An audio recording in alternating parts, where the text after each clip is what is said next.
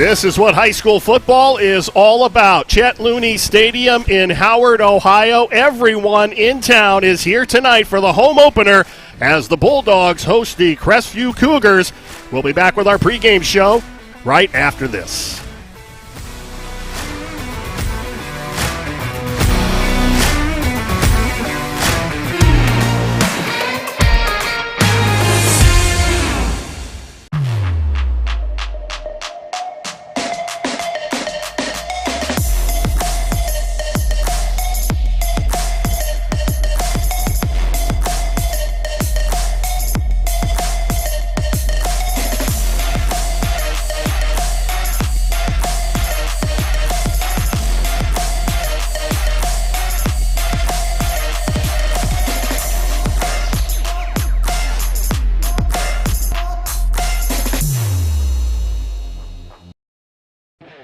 I'm Brian Harter with the OH Report. We have our pregame show coming up next.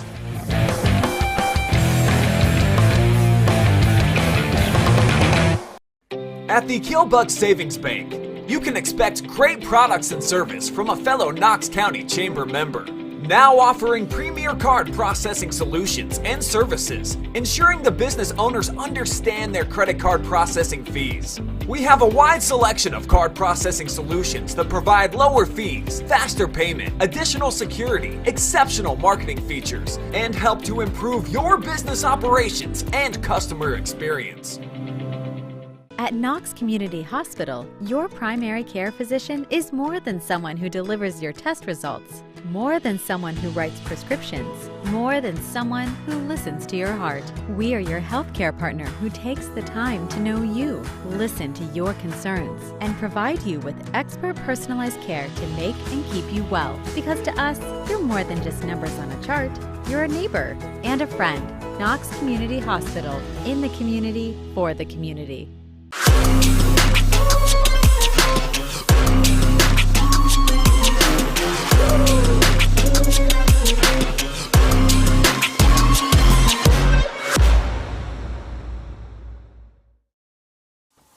Take a look at all the action from Friday Night Football right here in North Central Ohio with great analysis, highlights, coach interviews, and so much more every single Friday night right here on the OH Report.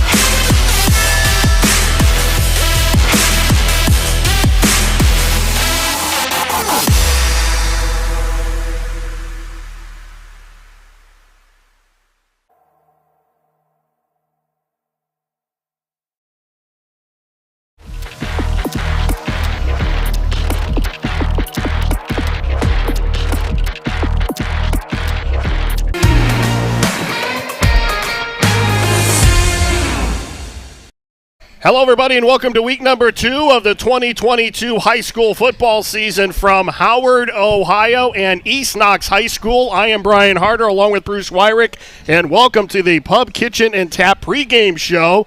This, to me, is what high school football is all about. You can have your nice turf and your fancy stadiums, grass, you got a little bit of tilt to the field, and most of all, you have some of the most rabid fans in North Central Ohio wearing purple and white tonight. We're going to pause now for the playing and singing of our national anthem.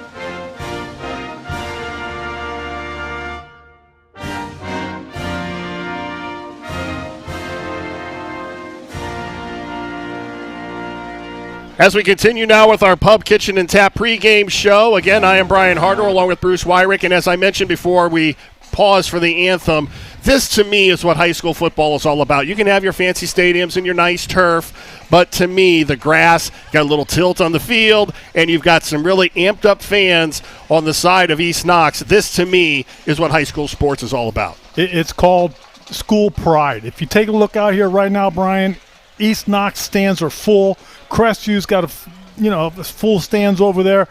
But this is football. What else do you do on Friday night? You go out and you support your football team. And East Knox fans are awesome at doing that. Well, in the big story down here at East Knox this year, Cody Reese, a lot of success running this program, getting them to the playoffs year after year. He stepped down after last season. He is now the high school principal, and taking over is Andrew Beatty, his first head coaching job ever.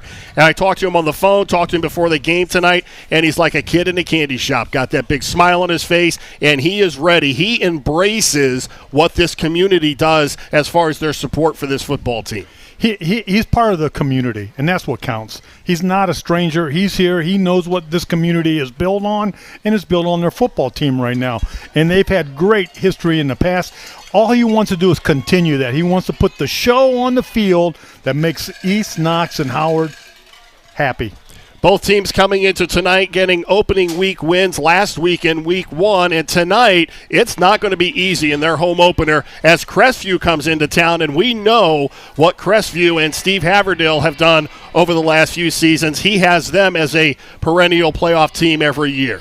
We have two football teams out here, Brian. They're both playoff worthy. They can make the playoffs. One's in a Region 21, the other one's in 20. They can actually meet in the playoffs. So to me, this is a highlight of how this season's going to go for these teams. How is East Knox going to progress from here, and how is Crestview going to progress, and are they going to meet in the playoffs? Crestview started 2022 with a home win over Loudonville by a 49-14 score. Hayden Kuhn threw for 203 yards, and the All-Ohioan threw 2 touchdowns. And Addison Reimer rushed for 124 yards on 21 carries. Connor Morse is gone from that team, but Reimer is just picking up where Morse left off. The one thing I look at right now, Brian, I look at Crestview, and I look at their offensive line. Their offensive line is solid. They do the job up front, and if you put an athlete with some ability back there, they're going to have positive yards every play because of that offensive line. They're big, they're strong, they're motivated. They have the people to make it work. As you see, Reimer last year was mostly a wide receiver. Now this year he's going to...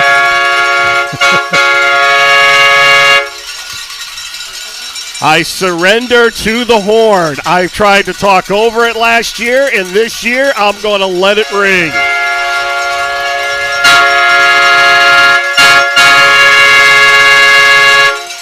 And here come the Bulldogs off of a regular season opening win last week over Northridge, 26-13.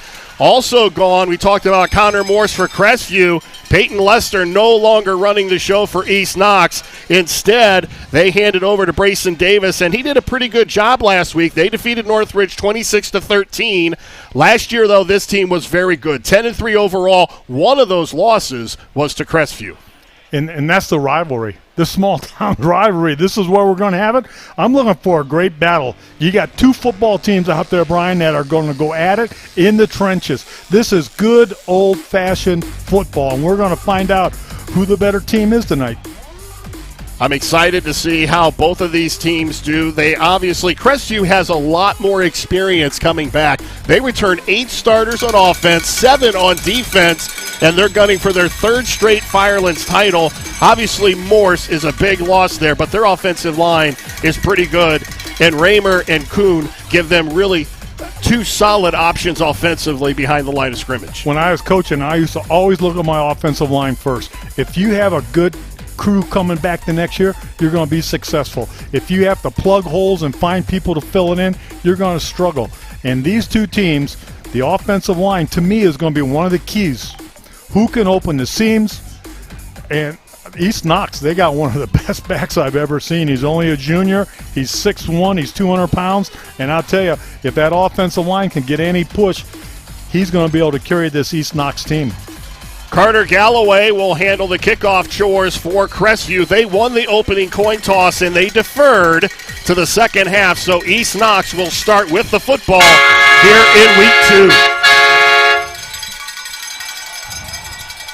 2. Lester on the return instead hands it off to Will Jensen, and he is swarmed under just shy of the 20-yard line. The offensive starters for East Knox, they are led by the junior quarterback, Brayson Davis, 250 yards and 3 touchdowns last week against Northridge. Cole DeLauder is the stud offensively, 188 total yards against Northridge, and he scored twice. Carson Steinmetz, one of their best receivers, all-around athlete, really. 7 receptions, 147 yards, and a touchdown for Steinmetz. Lauderdale's the type of back that can carry a team, and I'm anxious to see what he does tonight and how his offense can block this Crestview defensive front.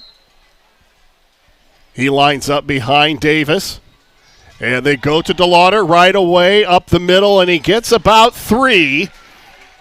As in on the tackle was Hosea Freewalt, the defensive starters for Crestview, and this is a very good unit led by the All-Ohioan Owen Barker.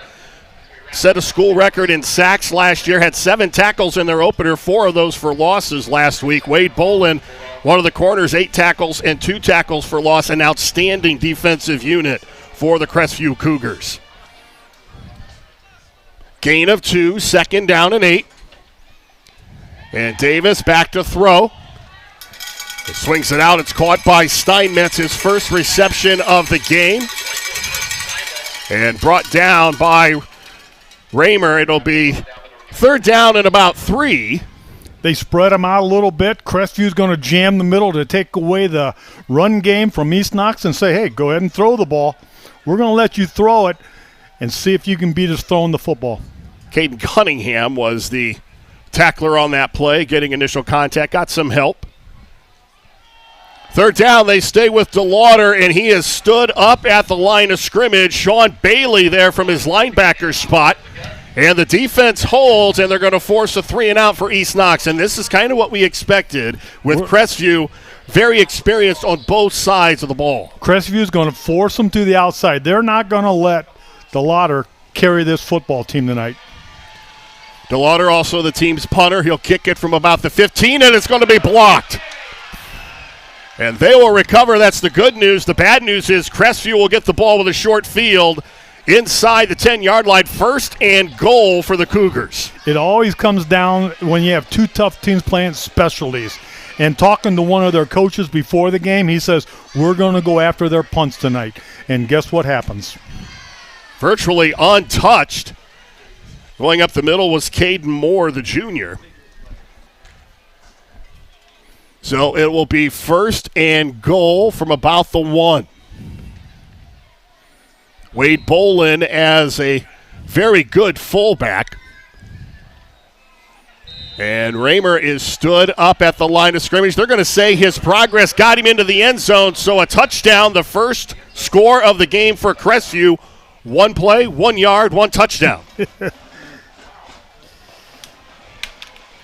Not exactly how East Knox wanted to start the ball game. Not exactly what they were looking for. Specialty teams, so important to a football team. Huddle play for Crestview. Devin Holloway on to attempt the extra point.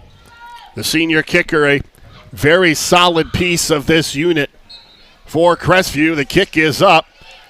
And it is good. So the first play of the ball game for Crestview set up by the blocked punt, and the Cougars draw first blood 7-0. Specialty teams, 1/3 of your game has got to be your specialty teams. Coaches spend time and time on working on these specialties, your kickoff returns, punt, onside kicks. It's a very important part of your game.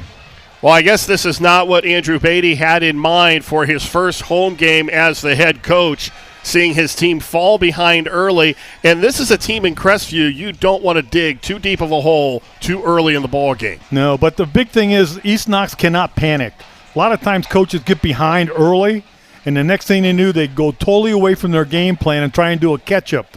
All they got to do is stick to their game plan, run your tailback, run the big guy, DeLauder, and keep moving it down, putting first downs together. And not to take anything away from them, but Crestview is going to play defense. They're going to line up, and they're going to come at you. So they will kick off for the second time within the last about 45 seconds. Devin Holloway will handle this kickoff. Back to receive for the Bulldogs is Will Jensen, number 3. Another thing coaches got to be leery about, when a team scores early and easy, as Crestview did there, sometimes the team backs off a little bit. They figure this is going to be an easy game. But do not underestimate East Knox.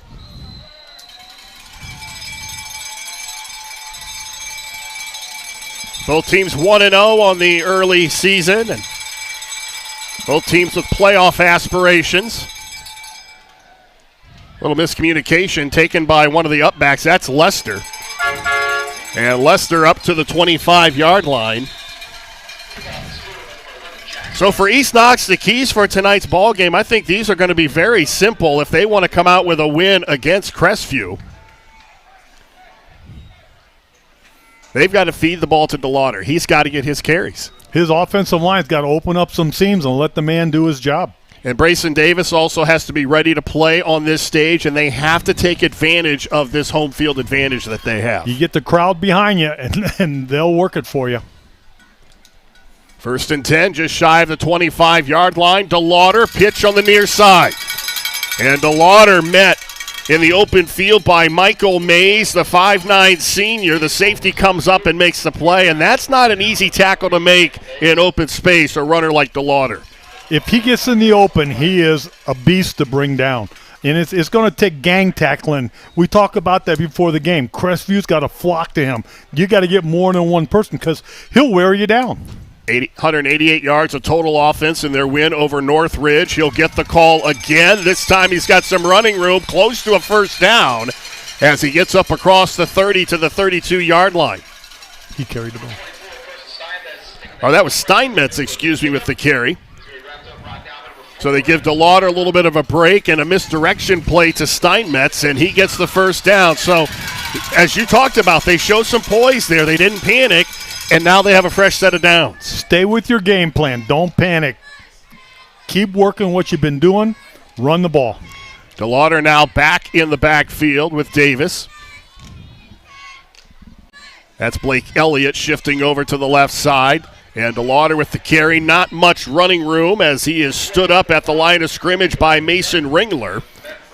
The more people Crestview has to commit to stopping DeLauder, your other backs have got to start opening the game. And we just saw that on the last play. Crestview's keying on DeLauder. Now run your counters, do a little misdirection with your other backs. And look for a play-action pass coming up here, Brian. Peyton Lester, of course, an outstanding quarterback here for the last few years. And Davis, not the same player as Lester. Flushed out of the pocket. Shows some escapability. Nice job of getting rid of the football.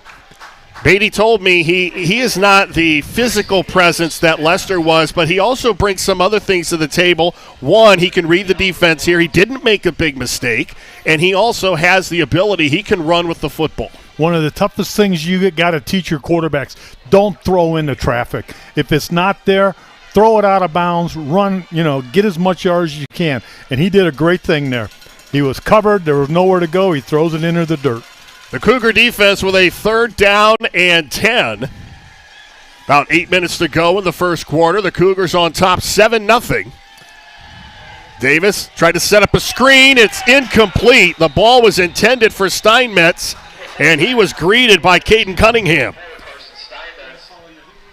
When you're putting a lot of heat on the quarterback, there are certain things coaches come back with. They come back with screens and draws. Right there you saw East Knox come back with the screen, but Crestview having that veteran defense out there, Brian, they know what to look for, and they shut it down. Cunningham read it perfectly, and it's now 4th down, and DeLauder to punt again. This time he gets the kick away. Raymer from the 30. Tries to cut back. Flag is down. Raymer is down at the 32-yard line. Little bit of a push in the back. I saw it from up here. Sometimes when those defensive runners get down there, that offensive player just wants to give them a little bit of an edge, and they have a tendency to push them in the back. First penalty a game for Crestview.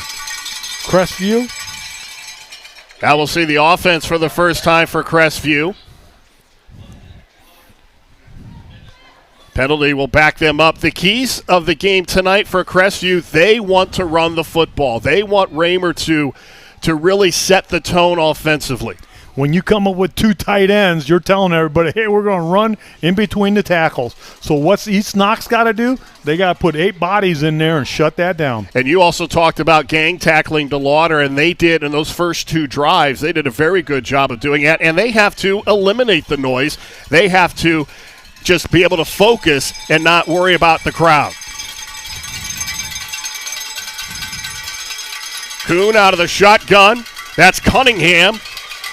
And Cunningham with some running room around the left side across the 30. Ball is on the ground. It's recovered by East Knox.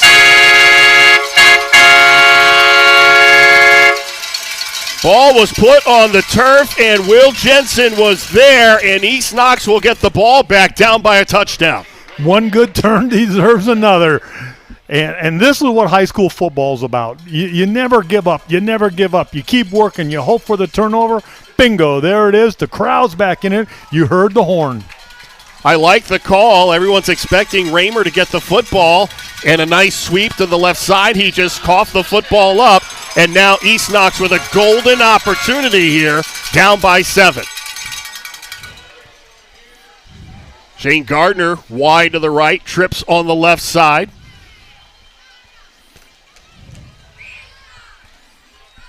And Davis to throw on first down. Has some time. It's caught. That's Steinmetz. Breaks a tackle up to the 22-yard line before he's knocked out of bounds. So a nice gain on first down. Tyson Ringler makes the stop. Nice play call. You run trips. You send everybody downfield. It opens up a little gap underneath. Just dump it off, and you can't let these backs in the open field. They'll run forever. As we approach the 7-minute mark of the first quarter. Looked like a penalty on the play. DeLauder standing at the right side of Davis. Davis going to roll to his right. That's Steinmetz. Makes one tackler miss, but he can't get away from Wade Boland.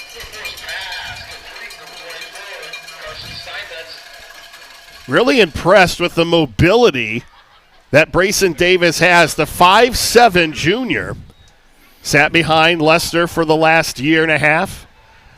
Steinmetz with a nice week in game 1. 7 receptions. And he does it on both sides of the football. Now they run to the left side. Davis having to cut back because the defenders were right there in his face, led by Owen Barker, the All-Ohioan.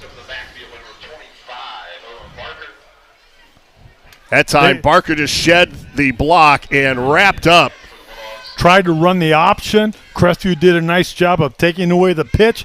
Quarterback's got nowhere to go. Tried to cut back. The defense was waiting for him. Whatever Steve Hill is telling those defensive coaches, it's working. Yeah, he's the one that told them go after the punt, and they did it. That put them on the scoreboard. But East Knox is knocking on the door. 3rd down and 10. And East Knox trying to take advantage of a turnover into the end zone. Incomplete. In and out of the hands of Cole DeLauder. So a possible field goal here, or do you go for it on 4th and 10 from the 10-yard line? I think you go for it. You throw it into the end zone. See what can happen. If Crestview is the hold here, it really hurts your football team. Momentum goes down. Crestview jacks up. So give them a shot. Go for it. You got nothing to lose. They bunch the receivers on the right side. Davis back to throw. Now he's flushed from the pocket. He goes down at the 25-yard line. Ball pops up and Crestview recovers. So a complete breakdown by the Bulldogs offense, and Crestview answers their first turnover with a turnover of their own.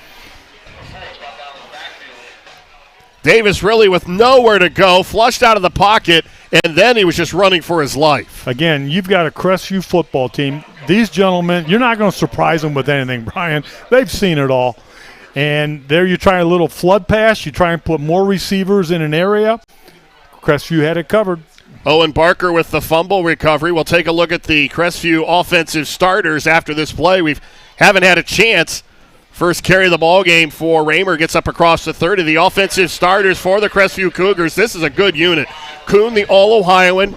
Raymer and Bolin, a solid pair in the backfield. And Owen Barker, a big target at tight end. He, along with Sean Bailey. I don't know if there's two better tight ends in North Central Ohio playing on the same team. How many teams have two tight ends on the field at the same time? In fact, the tight end position's going away, just like the fullback. Look at that offense. Second down and short. They stay on the ground. That's Bolin. He's got the first down as he bowls up across the 40.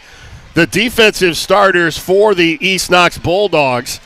And this is a pretty solid unit as well. Briar Householder, the junior defensive end, leads the way. Blake Elliott, an outstanding sophomore as a middle linebacker. 10 tackles last week against Northridge. And Lester and Steinmetz in the backfield. Steinmetz with an interception and a fumble recovery in week 1. First and 10 for the Cougars. Kuhn has some time. Fires over the middle, has Cunningham, and it's incomplete. It may have been tipped at the last second by Will Jensen. Nice pass, just a little bit short. He was behind. The Crestview got behind the secondary, and I'll tell you what, I think you're going to see that play again later on. You watch. I like what Crestview does. They have two tight ends, two backs. East Knox has got to flood the box because if you let Crestview run on you, you're going to have a long night. So Crestview's blitzing linebackers, doing everything they can to run, stop the run, and then they come up and throw it over top of you. Stay on the ground again. That's Raymer.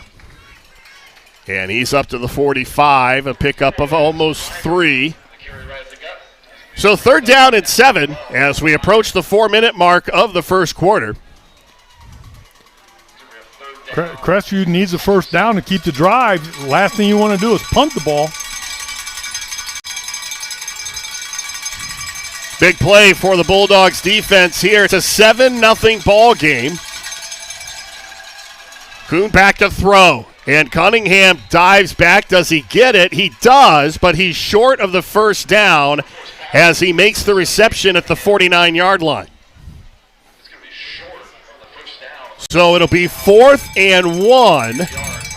With the running attack Crestview has, go for it. Go for it or try to draw them off.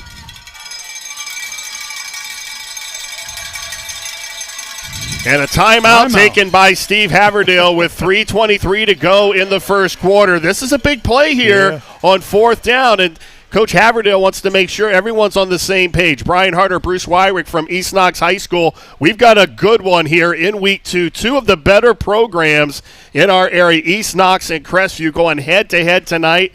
And I was talking with both coaches earlier this week and talked with Andrew Beatty about playing a quality opponent like Crestview in week 2. But their goal is to make the playoffs and to win the KMAC, and he says in order to do that, you have to be able to play the really good competition, and you have to be able to beat those teams. And you're seeing that more and more. It used to be teams would come out, have an easy schedule at the beginning of the year, and then work for your conference. Well, no more. 4th down and 1. And the Cougar offense on the field trying to convert here. Kuhn's going to keep it up the middle, and he's got a first down to the 47-yard line. That was just big boy football. You're going to follow your center, and he gets them first down yardage. Sometimes the quarterback doesn't even make a snap count. He just goes up there, puts a little pressure on the quarter or on the center, and the center snaps the ball, and off you go. Tell you the truth, that was a big play. Big play. at midfield. If they would have had to turn the ball over to East Knox got great field position. Now Crestview's in the driver's seat with 3 minutes to go. Tyson Ringler goes wide to the right out of your picture. Raymer off the left side, breaks one tackle but can't get past. Looked like Blake Elliott coming up to make the stop. About a yard on the play. It'll be 2nd and 9. You got to take your hats off to this East Knox defense. Crestview's earning every yard they get. They're not breaking it away. They're not having their way with them. East Knox is doing a great job in the trenches. 2nd down, 9 yards to go. Kuhn looks to throw. And wide open out of the backfield is Caden Moore. Actually, Moore cutting across from the left side. No, that's Bolin, excuse me. I thought he came out of the backfield. 13 instead of 17. Carson Steinmetz comes up to make the stop. Nice little play. When you're stacked up like that and you put everybody in the box, East Knox is flooding the box. Somebody's going to be open if the linebacker doesn't pick him up coming out of that back, and they missed him. Raymer, the lone back in the backfield. Kuhn up under center. Cougars stay on the ground. And Raymer drugged down by Jacob Nybarger, but not before. Raymer picks up about 7 yards. It'll be, they're going to give him 6, so it'll be 2nd down and 4. 1:42 to go here in the first quarter. Crestview trying to add to a 7-0 lead.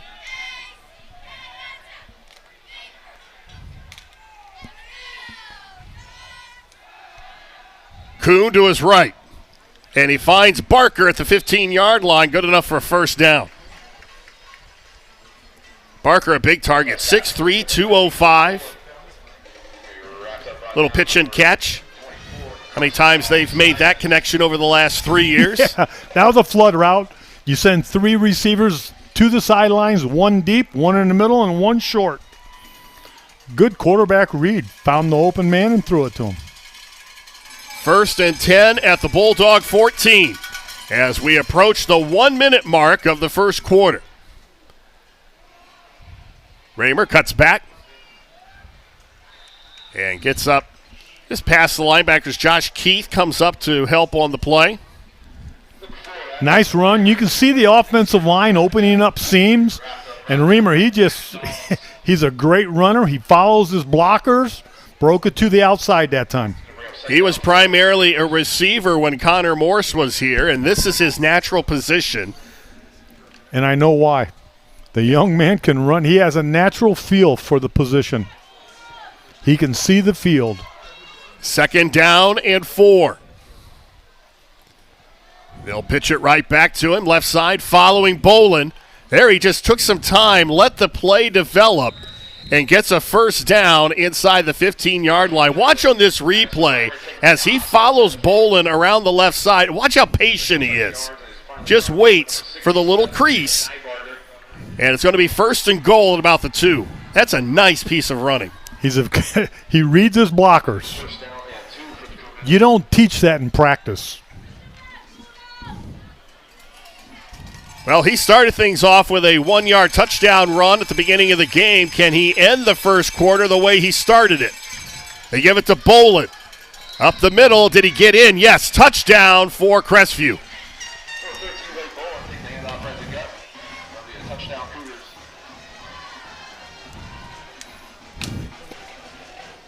And, Brian, what you've just witnessed is Crestview at their finest.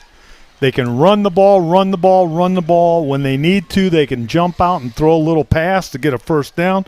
But their run game sets up everything they do. They line up in the run a huddle play. Now they shift back for the kick. Devin Holloway will attempt the extra point.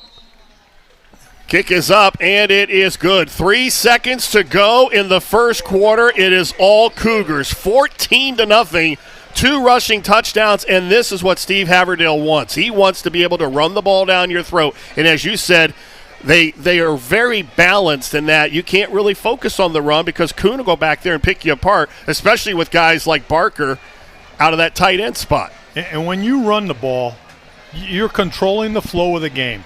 If you notice right now, the East Knox fans are really quiet. You can control the momentum of the game. You can control the clock. You just take your time down the field.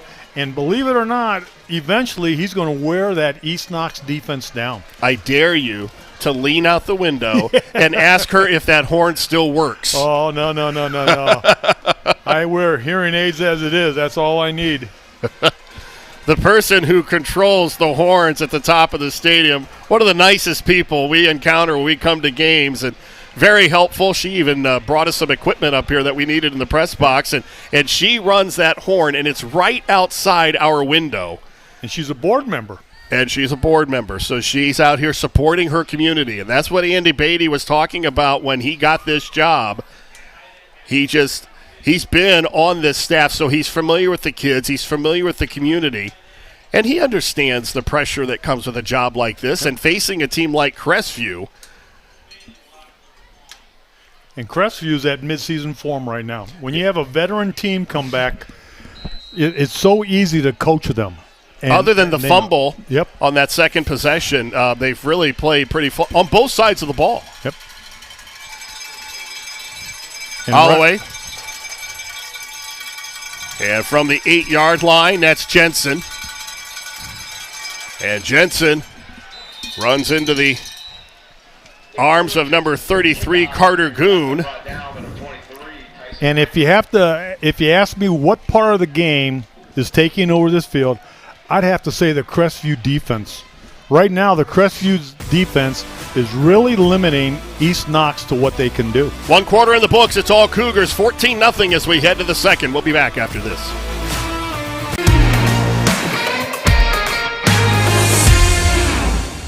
At Knox Community Hospital, your primary care physician is more than someone who delivers your test results, more than someone who writes prescriptions, more than someone who listens to your heart. We are your healthcare partner who takes the time to know you, listen to your concerns, and provide you with expert personalized care to make and keep you well. Because to us, you're more than just numbers on a chart. You're a neighbor and a friend. Knox Community Hospital, in the community, for the community.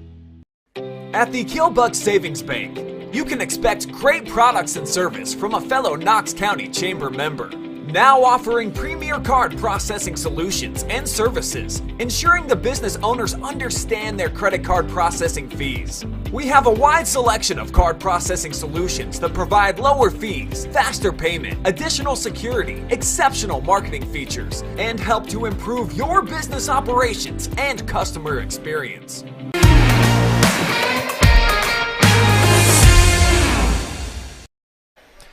East Knox down by 2 touchdowns as we start the second quarter. Davis with some time, looks right side. It's going to be picked off by Cunningham at the 45-yard line. Caden Cunningham, the senior, had a better bead on that ball than the receiver did and turns around and makes the pick. This was a nice read by number 7. Crestview's going man-to-man. Flocking to the ball. The ball was a little bit short, but great coverage. Great coverage. And right now, East Knox is on their heels. Their defense has got to step up right here. If you let Crestview go up 21 or 3 touchdowns, it's tough to recover from that. Michael Mays now in the backfield as the running back. Kuhn back to throw, swings it out right side. It's caught. Tyson Ringler makes the reception, and he's got first down yardage up inside the 35-yard line. All the focus, last year Connor Morse, this year Raymer. I mean, the running backs here are so good, but Kuhn is just so cool back there in the pocket, and that's what Haverdale likes about him. He says he never gets rattled. He's just constant composure as he gets 9 yards on first down. And believe it or not, this is his offense. Your quarterback controls the offense. Whistle on the play. Bolin. It's not going to count, and it's going to be a penalty against East Knox, so it'll be a first down for the Cougars. Not too many penalties tonight, but that's a big one. The Zebras are going to call encroachment on the Bulldogs. That's East Knox' second penalty, I'm sorry. Ball now at the Bulldog 30-yard line. Bolin in the backfield. Not sure why Raymer is not in the lineup. Kuhn rolls to his left, has some time. It's Cunningham, juggles it at the 10, and did he catch it? And it'll be incomplete. Flag down in the backfield. Kuhn did a nice job of laying the ball out there. Cunningham just couldn't haul it in. And you notice the quarterback sprinting out. East Knox is getting pressure. They're blitzing linebackers. So what do? You roll your quarterback out. Holding penalty. It's going to cost them 10 yards. One of the few mistakes that Crestview has made here in the first half. This moves the ball all the way back to the 45-yard line. Spot foul. Wherever the holding, it's a 10-yard penalty from where the holding was. 1st and 25. Cougars need to get down to the 20. Kuhn. It's caught. And Ringler breaks a tackle. Tackle from behind inside the 20-yard line.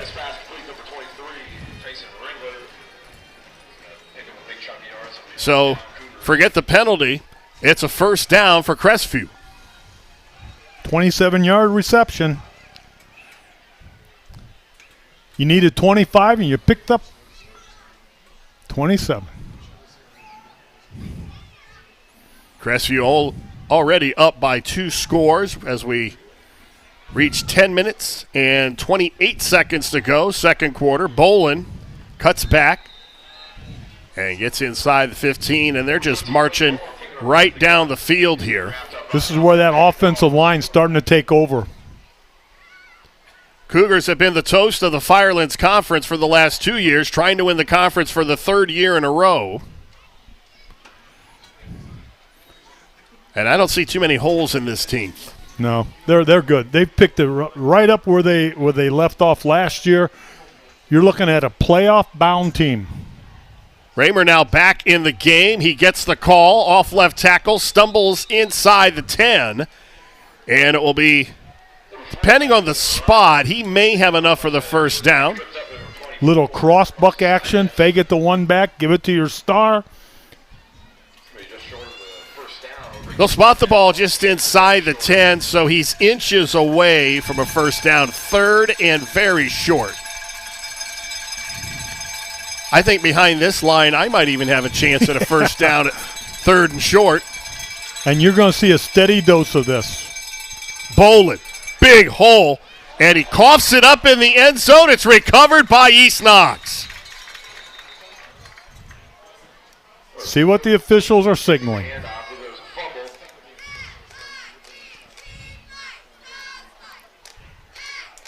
Well, Crestview's getting ready to walk off the field. I think they just, he didn't break the plane. This is a big break for East Knox. Watch as Bolin goes off the right side of the line, and he just got careless with the ball. And it's recovered by Josh Keith. This is where your captains go over to him on the sidelines, pat him on the back, and say, hey, we're going to come back and you can make it up for us. He's an athlete that goes both ways. He's out there right now. He just made a big mistake, cost a touchdown. See if he can make up for it on defense now. Well, Wade Bolin has done too many good things for this team on both sides of the ball. He'll come back from that. 1st and 10 from the 20. Davis swings it out. Short completion to the 25. Blake Elliott, the sophomore, pick up about 5 on the play. They'll actually gave him 6, so it'll be 2nd and 4. Everybody's looking for the face mask call on that one, but the official was standing right on it. Said nope. Well, there is a flag on the play, and it's going to be a first down, so they did make the call, and it's going to march the ball out to the 41-yard line. So fans in Howard here very happy that the officials saw things the way that they did, and that doesn't happen too often. Nope. Well, when it happens right on the East Knox sidelines, every one of those coaches and players made sure that official knew what happened. East Knox spreading the field now. DeLauder has a hole, left side, gets up to the 45-yard line. He's wrapped up by Addison Raymer from his safety spot. Raymer with a nice tackle down at the legs. Gain of 3, 2nd down and 7. Crestview is not letting the East Knox run game take command of the game. They're forcing East Knox to throw the football, putting them in 2nd and long, 3rd and long situations, forcing East Knox to throw the ball. Davis pitches near side. DeLauder puts his shoulder down and gets inside the 45 up to about the 47. So he'll get a couple on the play, still short of the first down. It'll be 3rd and almost 4. Again, we talked about this earlier. Crestview is flying through the football. As soon as East Knox makes a move, right or left, Crestview's got everybody flowing to the football. Look for a counter now. Look for a little counter, reverse screen, option pass. East Knox needs a big play here. They need to get the momentum going again. Davis sets. It's incomplete. Nice pass. Nice pass. Couldn't handle it on the reception side. Again, good coverage by Crestview. So it's 4th and 4, and the punt team comes out for East Knox. Their first punt of the game was blocked, and it set up a short field for Crestview. They responded with a 1-yard touchdown run. Had a couple of rushing touchdowns in the first quarter. And they were on their way to their 3rd touchdown of the game, but a fumble by Wade Bolin and a timeout here taken by East Knox. It's a good timeout. You know, you don't want to have another mistake on specialty teams. So you take a timeout, you bring the guys over, you talk to them and say, okay, let's get our assignments straight. Let's make sure we're all on the same page. Coach is down there talking to them, getting everybody lined up. No mistakes. No mistakes on this punt. There was a good look at Andrew Beatty, the first-year head coach for the East Knox Bulldogs. He was on the staff with Cody Reese for the last 8 seasons as the runnings back coach. So he has that rapport with the kids, and he understands the expectations here. I would imagine that following a guy like Cody Reese is not an easy thing to do. It never is. It never is, because the expectations are so high, and if you don't meet that expectation, as a coach, you second-guess yourself. You don't blame anybody but yourself. You say, man, I couldn't take it to the peak where we are at, but I'm going to get there. And they had a lot of success under Cody Reese. DeLauder with a high kick to the near side. And it will be down at about the 26-yard line. One of the things we might want to talk a little bit about, Brian, is how many new head coaches are there in the area?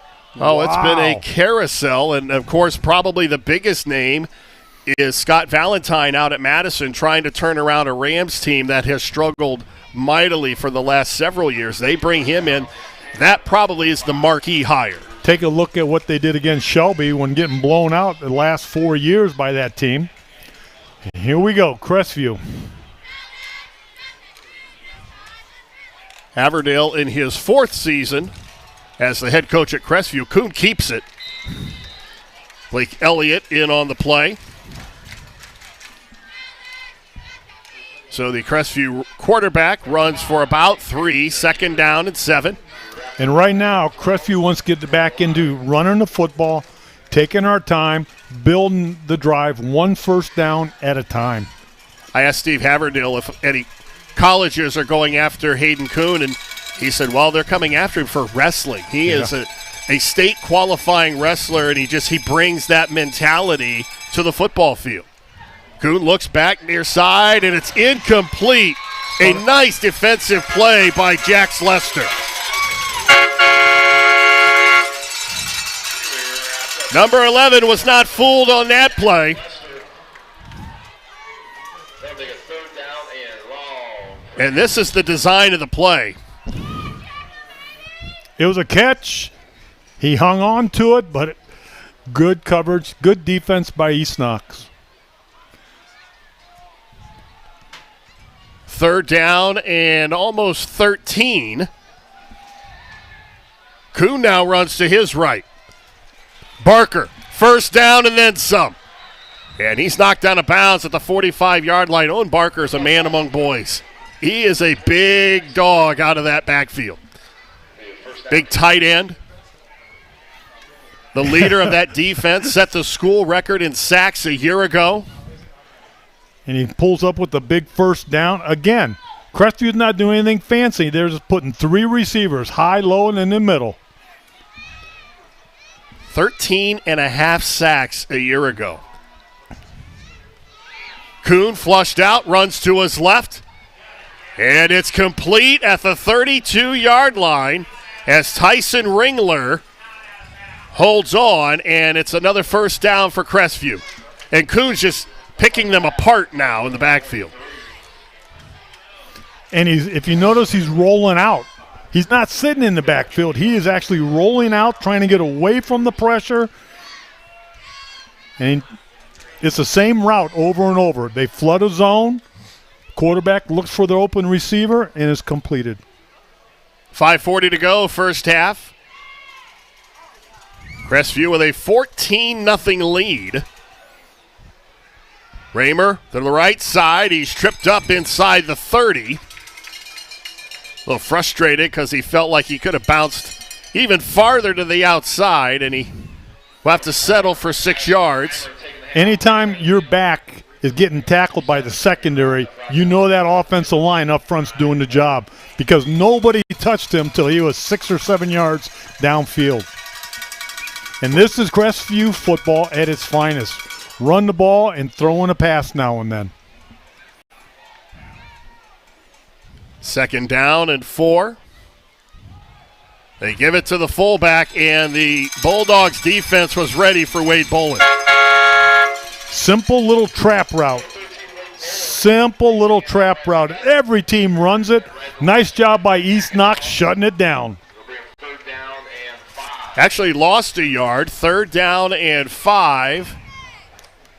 As we are at 4:37 to go before halftime, and we'll have the Pub Kitchen and Tap halftime show. We'll have numbers and analysis from the first half here in Howard.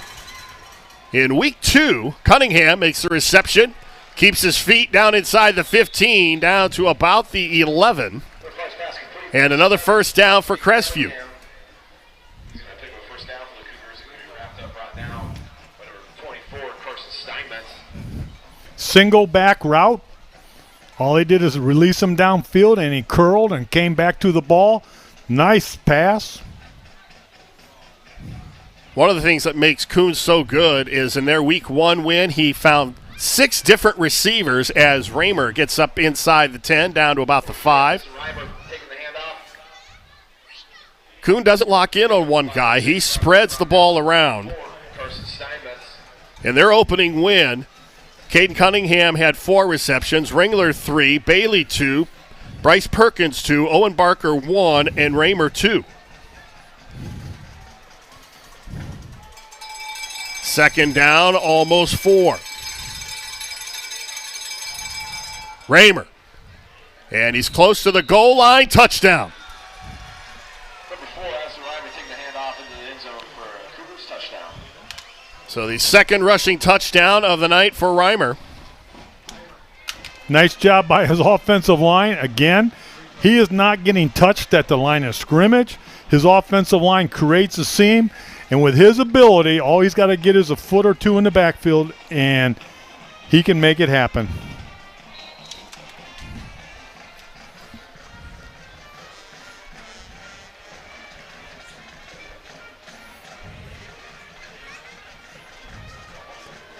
Holloway's extra point is up and good. So with 3:22 to go, Crestview with a 21-0 lead. So you lost arguably one of the most prolific passers in East Knox history. First home start for your first-year starting quarterback, your first-year head coach. A lot of firsts being thrown around by East Knox, and Crestview is that team that you do not want to spot 21 points in the first half. Well, right now, the coach is out there telling these guys, get your heads up.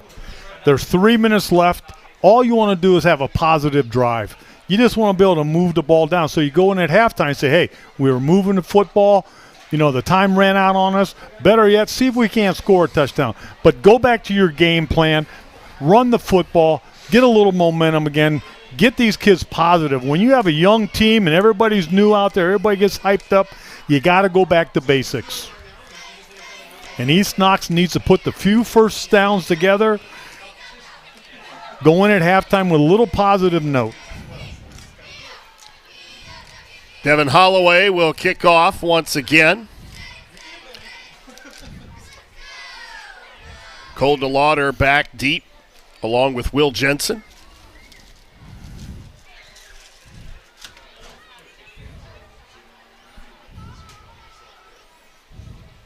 Tell you what, it was about 81 degrees at kickoff. It has cooled off significantly here as we get close to halftime. As soon as the sun starts to go down behind the trees down here in Howard, Ohio, it cools off really quick. And there's a train coming. DeLauder from the 4. DeLauder to the 30, to the 35, out of bounds at about the 32-yard line. So a nice kickoff return by DeLauder, and the Bulldogs have the ball with 3:14 to go, down by 3 scores. And that's what East Knox has to do. They have to take DeLauder and just run him down the field. He's a young man. He can carry a team for you. Find your best blockers, run behind him. Had 150 yards and a touchdown in their win over Northridge last week in week 1. And he's bulked up since last year. Oh, he's a big young man. Only a junior. Davis back to throw. Has some time, and then he runs right into the teeth of the defenders, and he's brought down at the 35-yard line. In on the stop, Owen Barker, the All-Ohio tight end. Nice coverage by the Crestview again. They're putting just enough pressure on him to force him up in the pocket, and then it collapses on him. But we're watching one of the premier football teams in Crestview tonight, Brian. Very solid football team. On both sides of the ball, they brought back 8 offensive starters, 7 defensive starters. DeLauder finds a hole to the 45, to midfield, brought down at the 46-yard line. A first down for East Knox with 2:28 to go before halftime. And I just got done mentioning that. Ride that young man all the way down the field. Nice job by the offensive line, creating the seam. The junior found it and he breaks into the open field. He's got some speed, too. But you will not see panic in this Crestview team either. Davis looks to his right, has some time. It's tipped and incomplete. He was trying to find Will Jensen. Great coverage. Great coverage. Great coverage by the secondary. Crestview's at a little bit of advantage now. They're almost in a prevent defense. They'll let the short pass complete in front of them. They just want to keep everything in front of them. Nothing gets deep.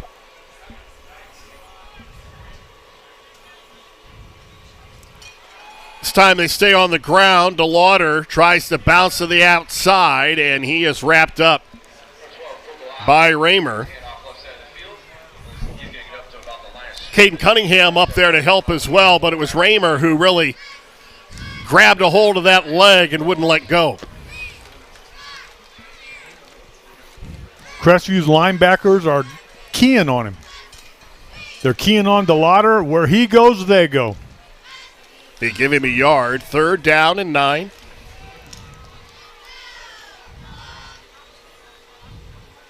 Man-to-man coverage, Crestview. Davis Flushed out. He's down at the 40-yard line. Owen Barker in the backfield. What can you say that hasn't been said already about the defensive prowess of Owen Barker? Wow. 13.5 sacks a year ago, and he deposits Davis at the 39-yard line. And the quarterback has nowhere to go. When you have somebody putting pressure on you, and Crestview right now is playing a prevent defense, nobody's getting deep behind them. They're just sitting back there. Their linemen and linebackers say, hey, they're not going to run the ball. Here we come. They're running their jets. They got their ears pinned back, and here they come. Well, and you can do a little more things defensively when you have guys like Owen Barker who can really one-on-one just wreak havoc in a backfield. And when you're up by 3 scores, you just play loose. Well, it's 4th and long and a punting situation for East Knox. Crestview will get the ball back with about a minute to go. And obviously we know what Hayden Kuhn can do given the football and the 2-minute drill. Oh, and I'm going to tell you right now, Crestview's not going to sit back. They're not going to take a knee. They want to get more points on the board going in at halftime. Raymer back deep at about the 30. They're looking to put the nail in the coffin now. Crestview won the opening coin toss, and they deferred, so they'll start the third quarter with the ball as well. From the 28, it's Raymer. And Raymer up across the 35 to the 37. That's where Crestview will take over with 57 seconds to go, up 21-0. One of the things coaches do in practice, I used to always do this at the end of my practice when the kids were tired. We practiced a 2-minute drill, and I'll bet you any amount of money Crestview has a 2-minute drill in their back pocket. They have a series of plays all designed what to do, when to call the timeout. They'll probably try and save the timeout for the field goal to get set up with it. Right now, look for the out route, anything to stop the ball in the out of bounds. Crestview with 1 timeout. East Knox can stop the clock twice.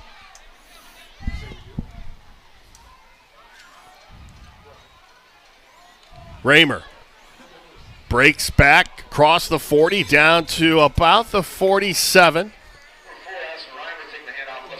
Or the 43, excuse me. No huddle. Everybody's hustling up to the line.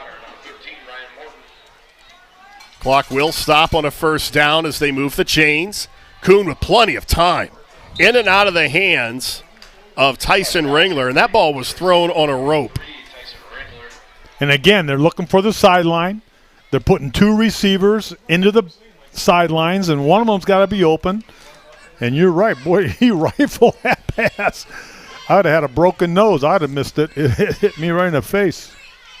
3rd down and 3. Clock stopped with 33 seconds to go.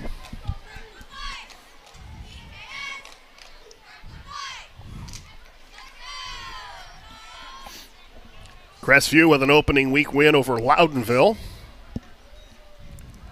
Looking to go to 2-0 here on the road at East Knox. Barker with a first down reception and drags a tackler. And they will stop the clock as they move the chains. Barker gets to the 46 of East Knox.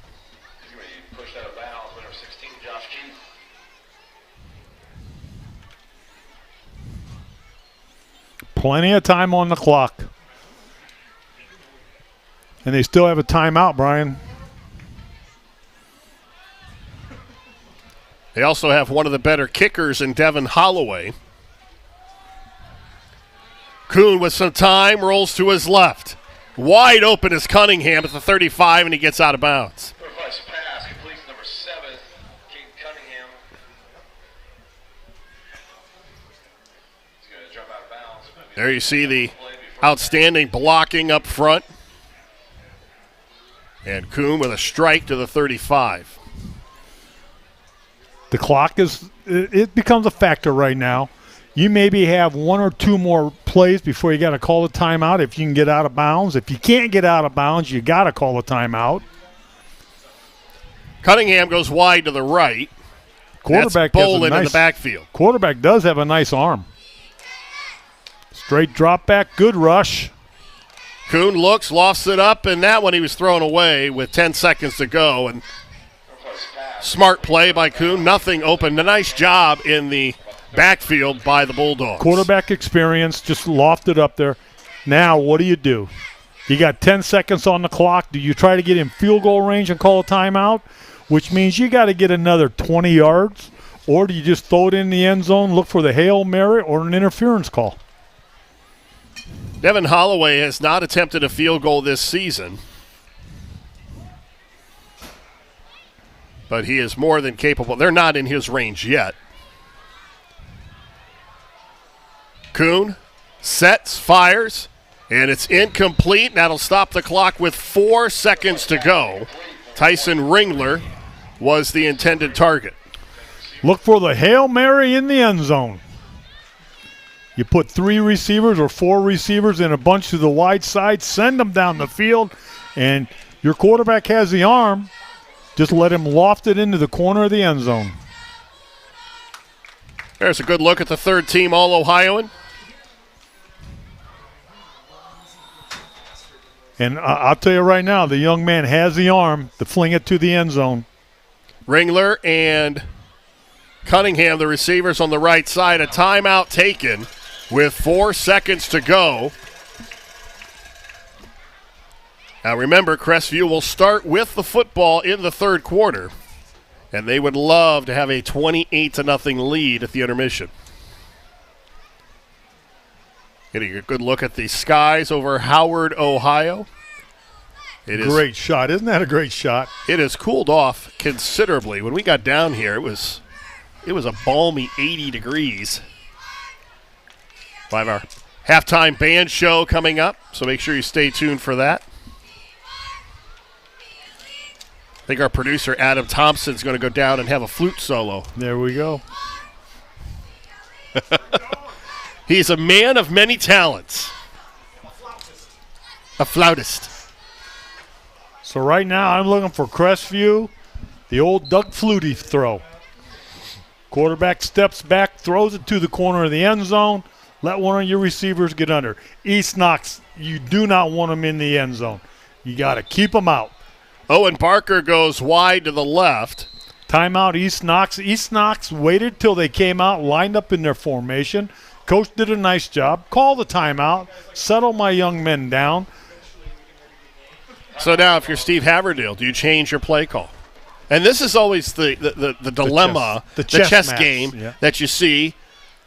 You know, Beatty wisely calls a timeout. No, Crestview's going to do the same thing. They're going to come up, line up. They're going to throw the ball into the corner of the end zone to the wide side of the field. I'm looking for the quarterback. The roll to his right. He's a right-handed quarterback. He can get a lot of lift behind him when he throws that ball. Little trivia question for you. Steve Haverdale in his first season took Crestview to the playoffs. Who did they lose to? Kerry. East Knox. Ooh, that's right. That's right. Lost to East Knox. Somewhere that's written on a blackboard in Crestview's. Every time they play East Knox, that'll be put on the blackboard. Well, the same formation. And Kuhn drops back. He's looking for Barker, left side. And it's incomplete.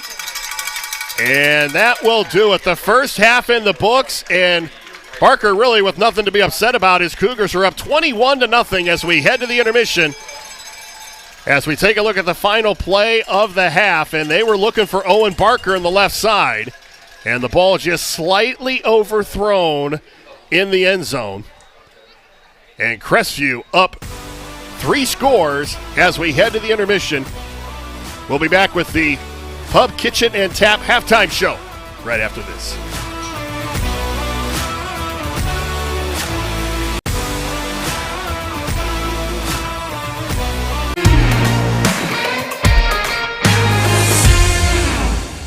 First half is in the books. We have our halftime show coming up next.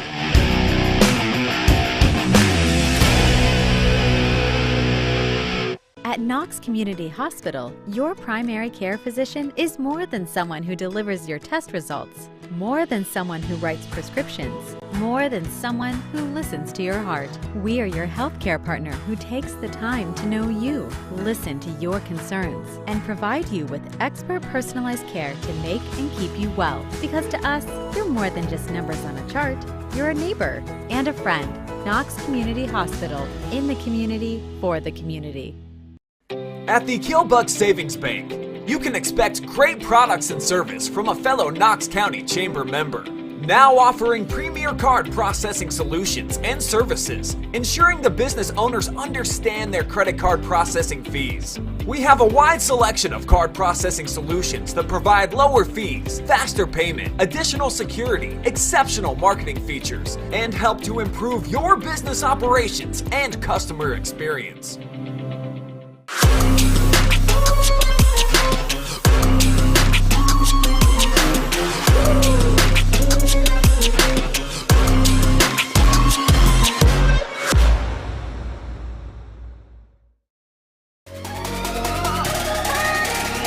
What's up, America? Brian Skoronsky here, and if you want to see me and the gang chop it up with some unintelligent conversation, we've got the show for you. Check out the OH Report video podcast every Monday, exclusively right here on the OH Report.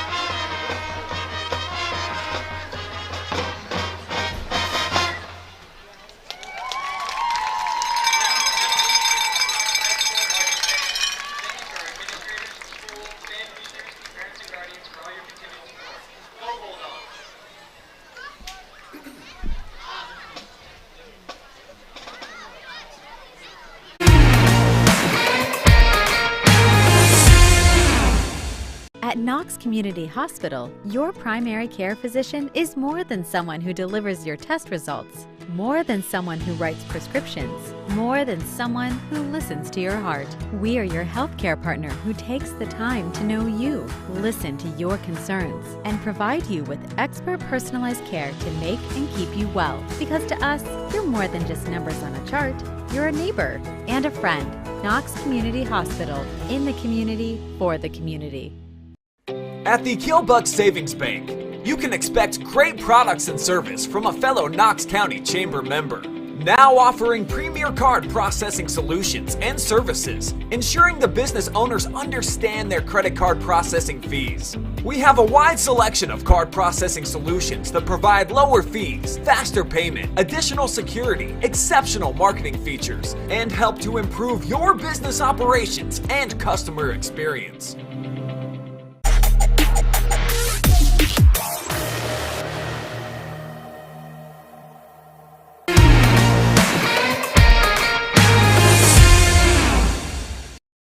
Welcome back to East Knox High School. Time now for the Pub, Kitchen, and Tap halftime show. I am Brian Harter along with Bruce Weirich, and we expected Crestview to come in here and play to the capability that I know that this team can play at, but in week 2, they look like they're at about week 8, week 9 form. It's a very well-coached team. They got a lot of key players back, as you mentioned before, a whole bunch on offense, whole bunch on defense. And as you said, they are in mid-season form right now. As we take a look at the halftime numbers, it is very lopsided. Only 14-2 in the first down category for Crestview. But look at the total yardage, 238 yards to 50.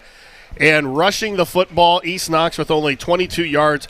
And they have done a very good job taking Cold DeLauder out of things. Now in the second half, I'll tell you what, if I'm Andrew Beatty, I'm going to live and die with Cold DeLauder. Yeah, you know, he's a young man. He's an athlete, and you're going to give him the ball and run behind his offensive line and build a little bit of confidence. You want to come in with your game plan, and these two schools, you got to run the football. That's all there is to it.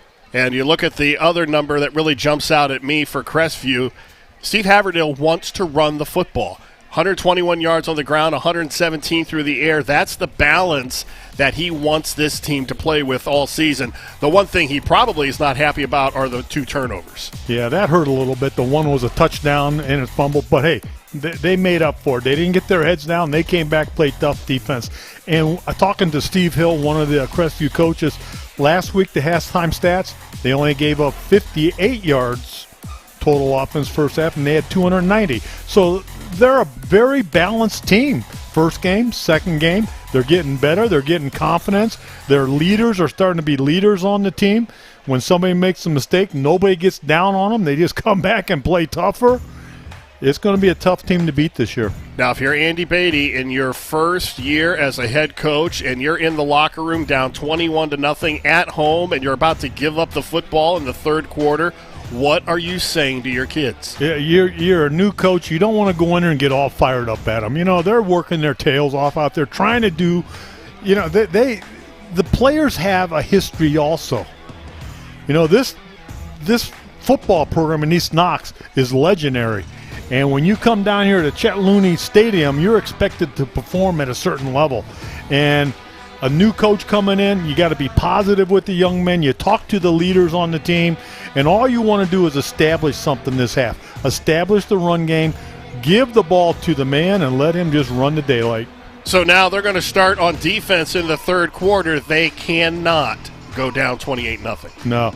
With a team like Crestview, that defense that Crestview have can win a ball game for them. You put that defense out on the football field, they will win games for you. And they're going to be tough to score on. And if East Knox can get a score in the third quarter against the first-team defense of Crestview, that's a feather in your cap. That's making things happen. Make sure you stay tuned to the OH Report tonight at about 11:30-ish for the Friday Night Pigskin Show hosted by Brian Skoronsky. We'll take a look at all the highlights, all the interviews, all the stats, all the big plays coming up on the Friday Night Pigskin Show. And you will hopefully find your favorite team on there. Friday Night Pigskin when You need more than just more. You made a good point coming out. Crestview is going to get the ball. And you talk about the two different coaches' philosophies. Crestview wants to drive the ball down, take time off the clock, score, go up 28-0, and just work the clock the rest of the game. East Knox, on the other hand, you don't want them to score. You're going to put your best players out there. You want to put them in the best position to stop this Crestview team. I don't know if there is a good position to do that right now. And you want to keep the score down. But basically, you want to score. You don't want that goose egg on the board. Crestview scored 49 points last week in their home win over Loudonville. They did give up 2 touchdowns to the Redbirds. And sometimes the touchdowns happen late in the game. And Crestview, I know the coach over there, he's starting to build next year's team. He wants those younger players getting field experience. He's putting them in the fourth quarter, and they learn from their mistakes. He made an interesting comment to me, and I asked him about expectations and goals for this year, and he says they don't want to ride the coattails of the team from the year before. They want to establish their own identity. Raymer across the 35 up to about the 37, so that's where Crestview will take over, and this team is doing a very good job of establishing its own identity. Now, what they do scheme-wise is pretty much the same, but they do it in such an efficient way. You'll build what you like. I had a team that could run off tackle 1 year. I had another team that could throw the ball. So they're looking for their identity, and I think it's running the ball. He made no bones about that. They want to be a run team, and they start this drive with the run, and nice carry off the right side by Raymer up across the 40 to the 43. So a big chunk of yardage on first down, and that just gives you so much room to be. You can do whatever you want now on second down. Second and short. Crestview can always come back and run the football, but now you start looking to play action passes. Give it to your receivers. You don't want to live and die by it. You want to be able to throw the ball to loosen up that defense. One of the few negative plays tonight for the Cougars as Raymer stacked up at the 40, so he lost a couple. Nice penetration that time by DeLauder and Morton. And East Knox sells out. If you're going to do something, let's stop the run. Let's put 8 men in the box. Let's blitz the linebackers. See if we can't shut the run down. Force Crestview to go to the air. Third down and 6. And Kuhn with time. Looks right side, has Cunningham. It's almost picked off. Back there on coverage for the Bulldogs was Will Jensen. And it's fourth down, and the Bulldogs defense does its job here in the beginning of the third quarter. And we talked about that. They got to come out and establish something. They take the run away, force Crestview to go to the air. They get the ball back. Lester and Steinmetz back to receive the kick at about the 30. Owen Barker handles the punt chores. This kid does everything on both sides of the ball. I think he drives the team bus. And there's a whistle, and if this is against East Knox, this is a decision for the Cougars, but they're marching back. It's going to be a penalty against Crestview.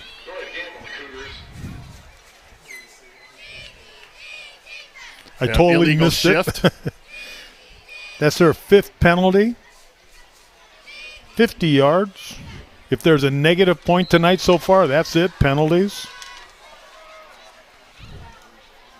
4th down, 12. In game 2, this is the first game that Owen Barker's actually had to punt. And he kicks it off the side of his foot, and East Knox is going to get it in Crestview territory. So a break for the Bulldogs. Is it too soon to say that this is a crucial drive and they have to score? Yeah, not only score, you want to establish something. You want to establish the run. Play action pass off of that, screens. You want to move the ball down, string together 3 or 4 first downs, and end up with a touchdown. Get back into the ball game. Davis alone in the backfield on first down.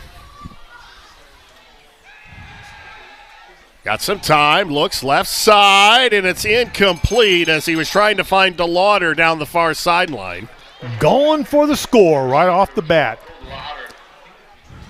Take this opportunity to say hello to our friends downtown at the Howard Hilton, which I didn't know was a real place. I thought it was like a nickname for something, but I was told it was, and they're big fans of OH Report. They have the games on down there, so unfortunately we're doing a game that's down 21-0, but there's plenty of time here for the Bulldogs to come back. So hello to our friends down there at the Hilton. Second down and 10. And Steinmetz shifting over to the left side. And that's going to be an illegal shift. There's going to be a penalty against East Knox. Or is it? I have no clue what that was. Might have been something with the clock. They restarted this 20. Oh, that's what it was. Yep. Now Steinmetz shifts over to the left side. Davis with plenty of time. And a nice,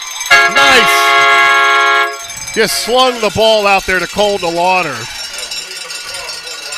And DeLauder puts East Knox in a 3rd and 2. Nice slingshot throw. The young quarterback did a nice job avoiding the sack. Looking downfield, always looking downfield. Found the open receiver.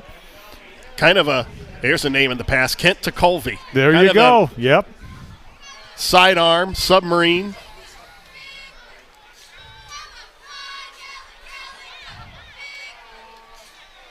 Third down and 2. They swing it out. It's caught by Steinmetz, and depending on the spot, his knee dropped at about the 36-yard line, and they're going to say he's short. If you watch his knee, as soon as he lunges to the 35, he does come up short. Yep. He's actually just inside the 37, but it's a generous spot. And the Bulldogs will go for it on 4th down. DeLauder, right side, has the first down and then some. Still on his feet to the 25. Cuts back to the 20, and it's 1st and 10 for the Bulldogs.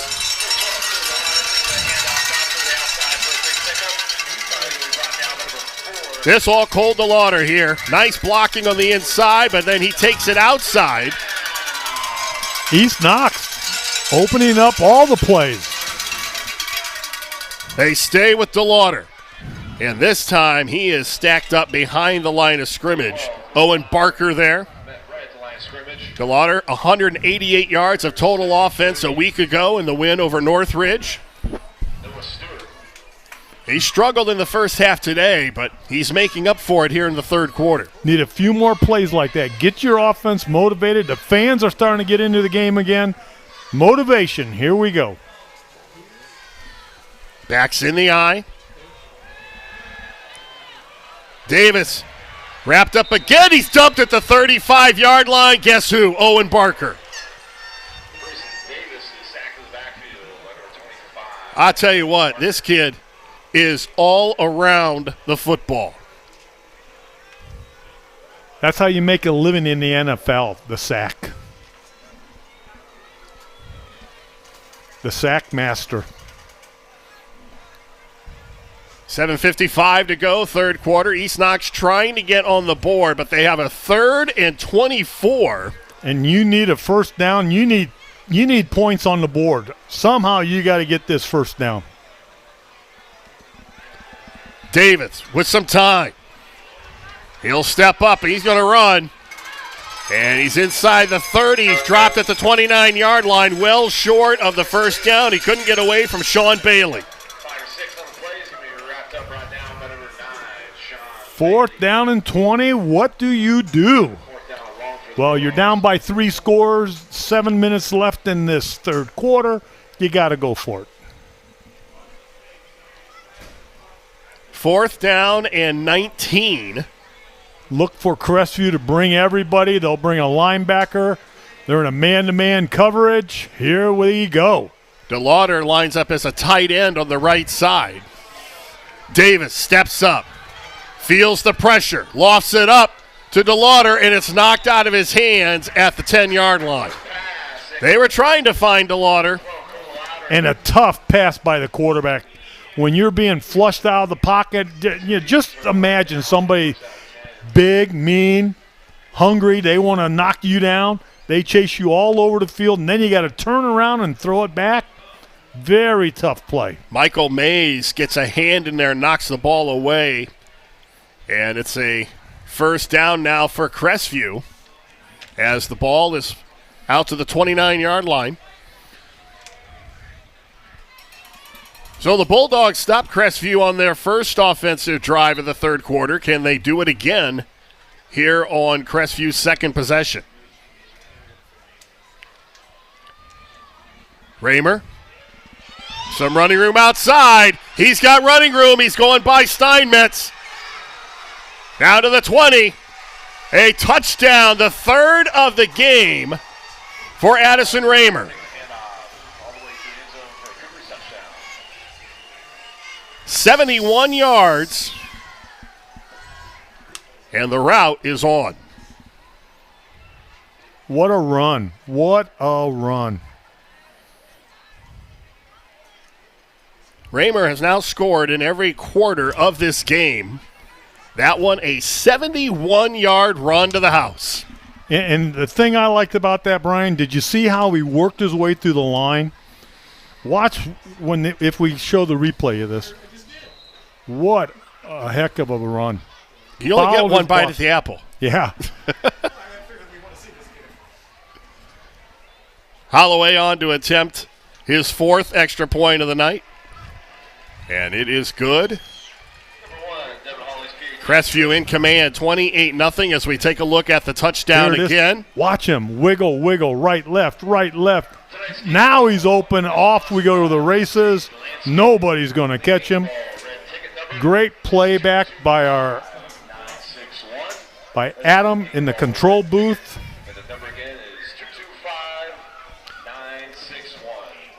That's 144 yards on 14 carries for the Crestview tailback. I asked Steve Haverdill to compare Connor Morse and Addison Raymer, and he said Raymer's more of a finesse back. Morse was a guy in between the tackles who was strong and liked to run up the gut. And he said as the season goes on, they want to run more things where Raymer can bounce to the outside, and you saw that speed. Yeah. Once he gets to the open, he's faster than I kind of imagined him. Of course, on this field, he's running downhill, literally. Yeah. Yep. That's one of the things I like about these fields at these smaller schools. We have another game coming up where Centerburg. The end zone goes up a hill. You run up a hill. And that's what makes it – that's the characteristics of small-town football. Crestview's in total command. East Knox, time to put together a drive, get back to the basics. Raymer with 3 touchdowns, a 1-yarder on the first play of the game for Crestview, had a 5-yarder in the second, and a 71-yarder in the third quarter.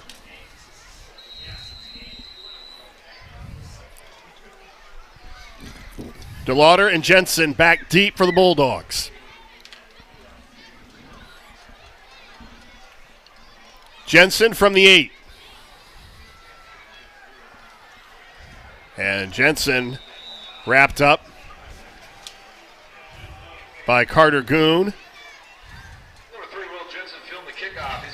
And here come the Bulldogs again, this time down by 4 touchdowns. Next week, the Bulldogs will host Colonel Crawford, so it doesn't really get any easier before they hit the road for games at Centerburg and Cardington, then back-to-back home games with Mount Gilead and Northmore. Precede games at Loudonville and Fredericktown, and then they end the regular season when they host Danville.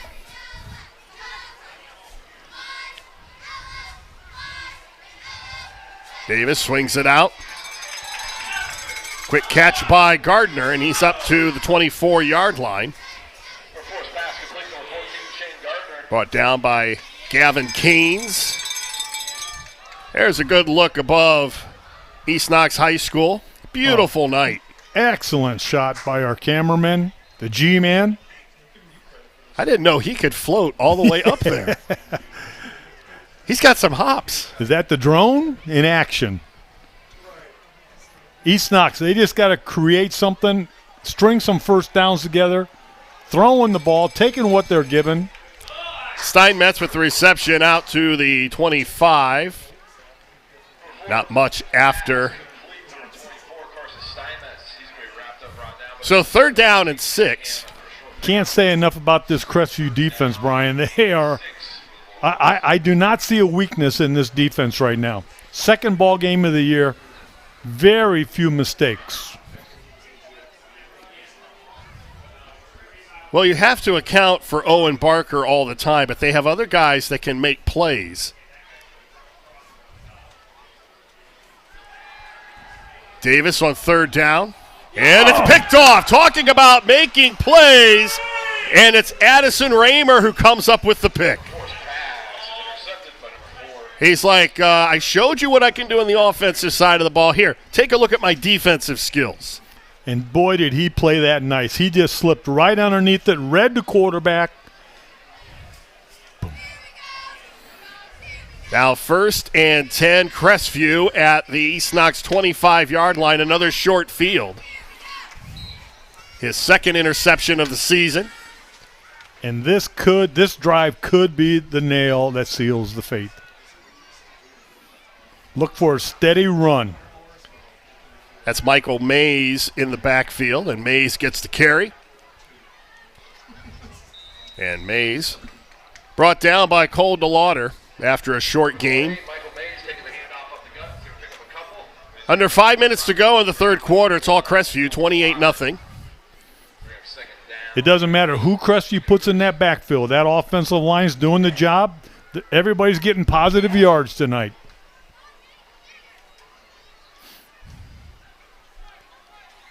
Second down, 8. Split backs in the backfield now. Crestview stays on the ground, and again it's Mays. And brought down by Jax Lester. Now they're just running the clock down as we approach 4 minutes to go in the 3rd quarter. 3rd down and 7. Crestview's putting some different backs in, running them differently, giving everybody a chance to play in the game.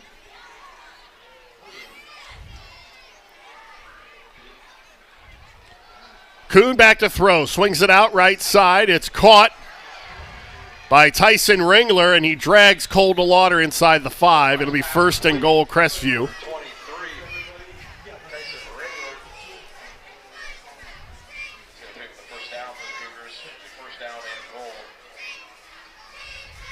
Uncle Brandon proud of his nephew. And he has good reason to be. Addison Raymer doing an outstanding job so far in these first 2 games, taking over for Connor Morse. 1st and goal from the 3. And another touchdown for the Cougars, again on the ground. This time it's Michael Mays.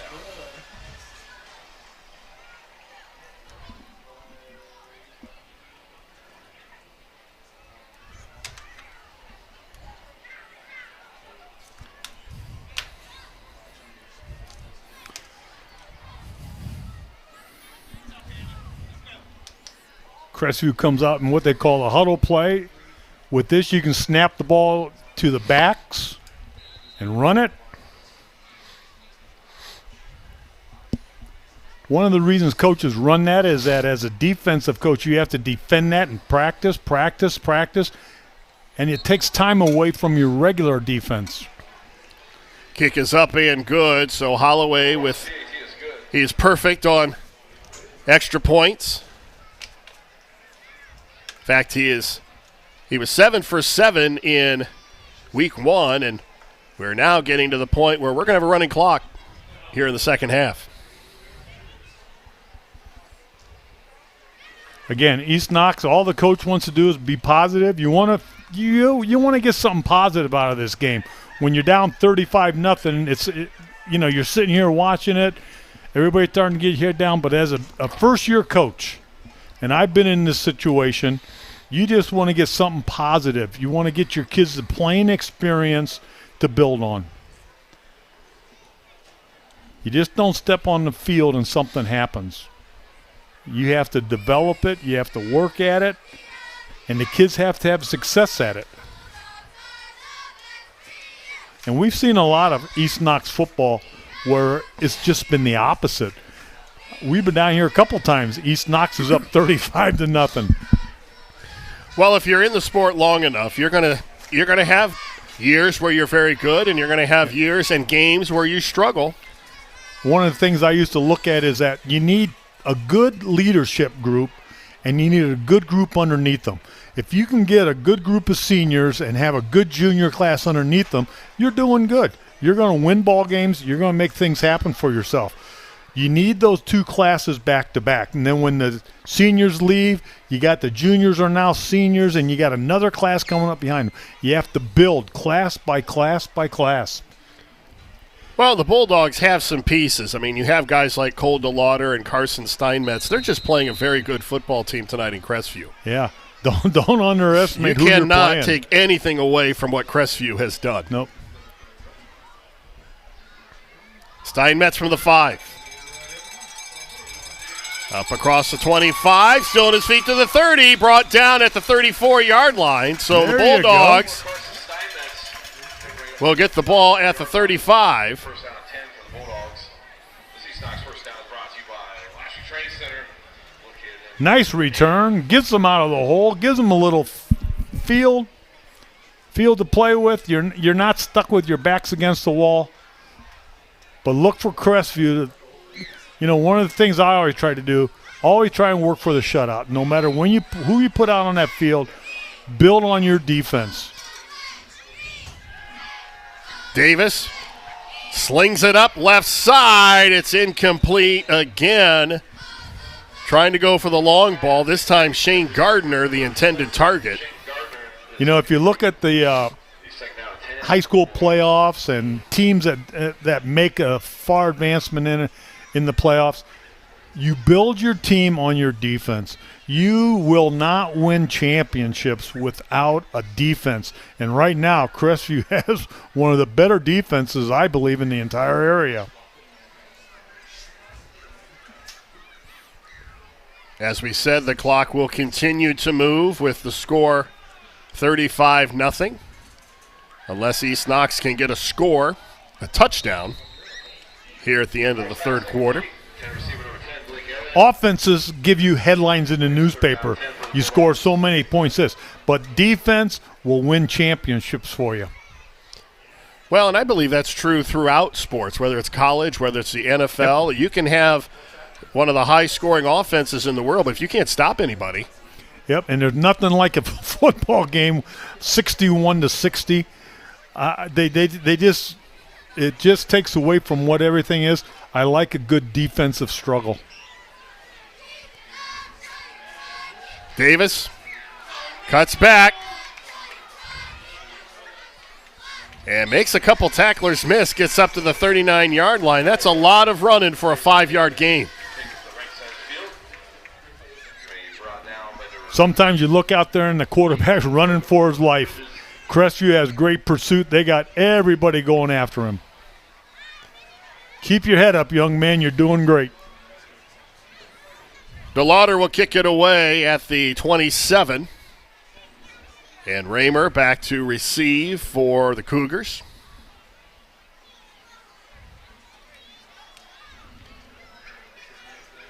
Low kick, and it's going to die at the 32-yard line. So Crestview will take over with 1:12 to go in the third quarter, up 35-0. Brian Harter, Bruce Weirich from Howard High School, or Howard, Ohio, East Knox High School. There's a beautiful shot of East Knox High School. And it's been all Cougars, 35-0 thanks to 5 rushing touchdowns. And I don't think they're done. Mays. And DeLauder brings him down to 35. 20, Michael Mays taking the hand off the gut. He's going to pick up about 5. He's going to be wrapped up, brought down by number 12, Cole DeLauder. He's second down and 5 for the Cougars.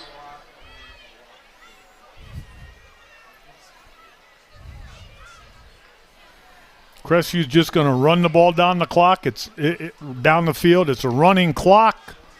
Keep control of the ball. Do not give it back to East Knox. Quarterbacks utilize the entire play clock. Now another running back getting a carry for Crestview. That's Cleet Rogers, the junior. Nice defense by East Knox, finding a seam, And making a tackle. Probably be the last play of the third quarter, as we're going to see the entire running back room for Crestview. And this is where you start to build next year's team. You start to build next year's team right now. You put these younger players in. You give them the field experience playing in a varsity game. Third quarter in the books. It's all Crestview as we head to the fourth. You're watching high school football live and free exclusively on the OH Report.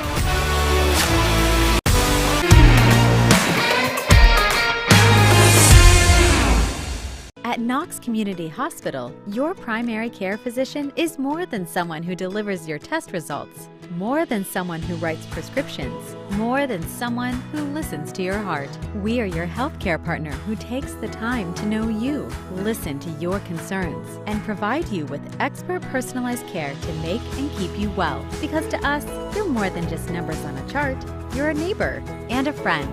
Knox Community Hospital, in the community, for the community. At the Killbuck Savings Bank, you can expect great products and service from a fellow Knox County Chamber member. Now offering premier card processing solutions and services, ensuring the business owners understand their credit card processing fees. We have a wide selection of card processing solutions that provide lower fees, faster payment, additional security, exceptional marketing features, and help to improve your business operations and customer experience.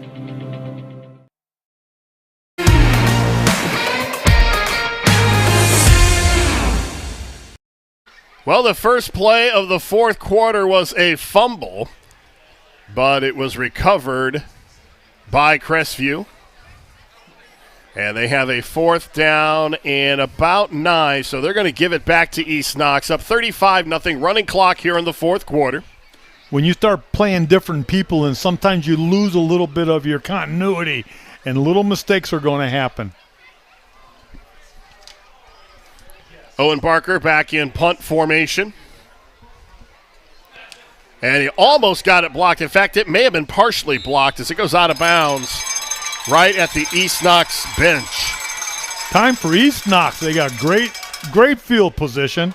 If there's a weakness we've seen on the Crestview team right now, it's their punt game. Yeah. They've had 2 punts, and both of them shanked. They're definitely going to have to work on that as the year goes on. Fortunately for Crestview fans, they're not going to need their punter very much this season, I don't think. But when you get into playoffs, yes, you're going to have to play field position. And knowing this coaching staff, they'll correct it. Davis back to throw on first down. Looks right side.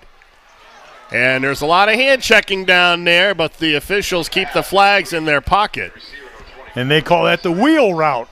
You send one guy deep, look for the post, and right behind him you bring a back out of the backfield and he runs it. You make a big wheel. Great coverage by Crestview. That's what happens when you have a veteran team out there, Brian. You can't surprise them. You cannot surprise them. They're ready for everything. Caden Cunningham back there on coverage as Carson Steinmetz was the intended receiver. Davis to throw, this time left side. This was picked off by Cunningham. And he is down at the 20-yard line. So the frustration continues for the Bulldogs as an interception gives the ball back to Crestview. That's their 4th turnover. Young teams making mistakes. You can't just loft the ball up in the air against a team like Crestview. Those guys have seen this play. They've seen that situation. He's going to make it.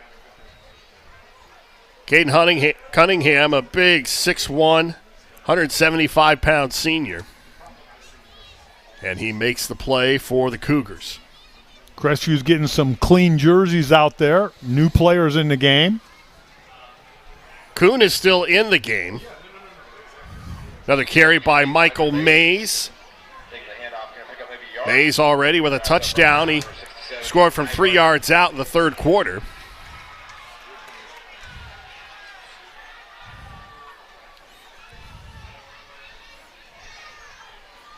Tackle being made by Jacob Nybarger.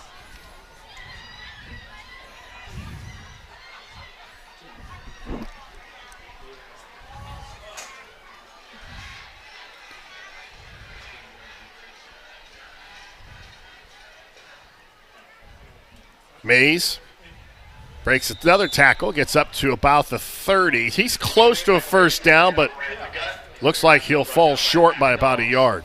Again, that Crestview offensive line, no matter who you put in the backfield, they are getting yardage. Hats off to that offensive line. Last week they had a big rush game. They got another rush game going right now. I would venture a guess this is probably the final series for Hayden Kuhn. You don't want to risk him getting hurt. No. In fact, all your starters. Mays again.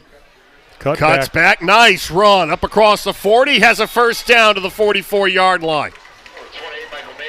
Michael Mays with a nice pickup and another first down with 8:14 and counting. Again, this was what Crestview does. They just run the ball at you. And they got so many horses, it doesn't matter who's in that backfield. With that offensive line opening up the seams that they're creating, everybody's going to have a great night. Michael Mays, a 5'9 senior, had 3 carries for 6 yards in their opener against Loudonville. Marcus Shacey getting the carry, a sophomore. Number 27, Marcus Shacey taking the handoff. Taking a chunk of yards, going to be brought down by a pack of dogs. And you can tell Steve Haverdale in no hurry. They're just marching down the field. They're going to continue to run the football. He's going to get as many players in as possible. Give them this playoff. He's giving them the experience they need to keep this team at the level they're playing at for years to come. In his 4th season, Haverdale is 28-8 as the Crestview head coach. About to be 29-8. Another first down carry up to the about the 47-yard line of East Knox. Michael Mays with another carry.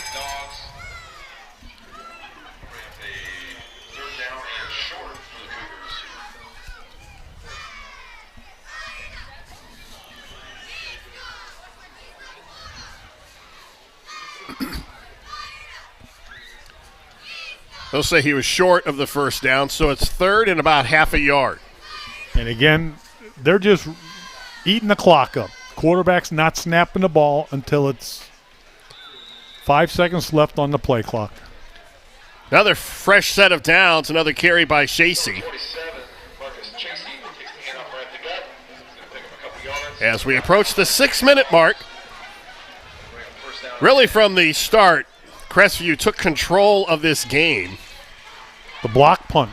And that's really set things in motion. Once you fall behind against this Crestview team, it's tough to catch them. It is very tough to catch this veteran football team.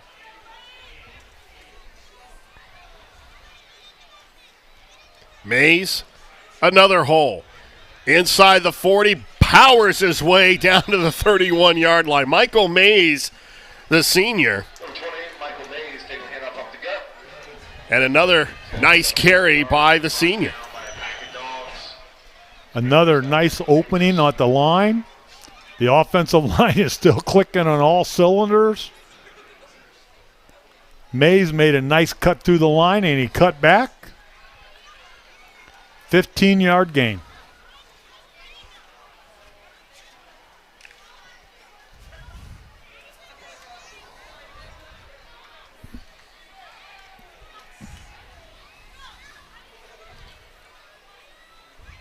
Chasey with the carry. Kuhn is now out of the ball game. He's been replaced by Liam Kuhn,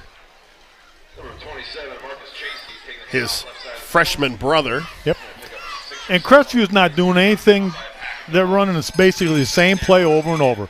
First they'll run it off tackle to the right, now they'll go off tackle to the left. Off tackle to the right, off tackle to the left. They're doing nothing fancy. The quarterback comes up. He waits till the play clock gets down to 5 seconds before he snaps the ball. They're taking as much time off the clock as they can. Backs in the eye.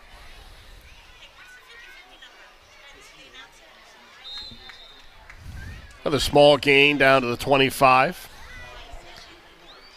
Next week, Crestview returns home to host Highland.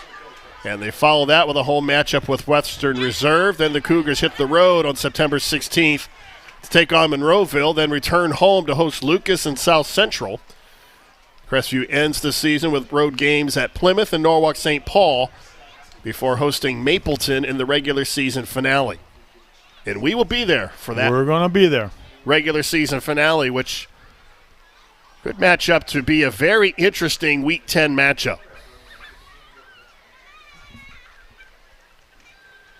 Ball's on the ground. Little penetration. And it's recovered by the Bulldogs. Jesse Wolford, the junior, in there to take the ball away from the Cougars with 3:21 to go. When you start putting different players in who haven't worked that many reps in practice, you're going to have some mistakes like that. And that was just a little bit of a bad handoff. All new offensive linemen were in that series. Somebody missed an assignment. A linebacker shoots through, kind of messes the play up. I don't know if you saw the comment there at the bottom of the screen, but one of our viewers made the point of pointing out the play of the offensive line. They have done a great job no matter who is getting the ball out of the backfield. And when they've had to throw, Kuhn's had all kinds of time because of those guys up front. Those 5 gentlemen up front have done the job. DeLauder still on his feet across the 40. Fights up close to midfield. He's brought down at the 49-yard line. Now the Bulldogs trying to avoid the shutout. Yep.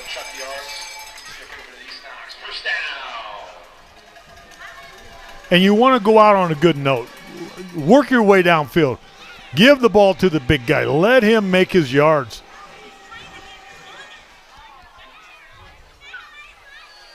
Again, it's DeLauder. Bounces to the outside, and he's inside the 40, down to about the 37.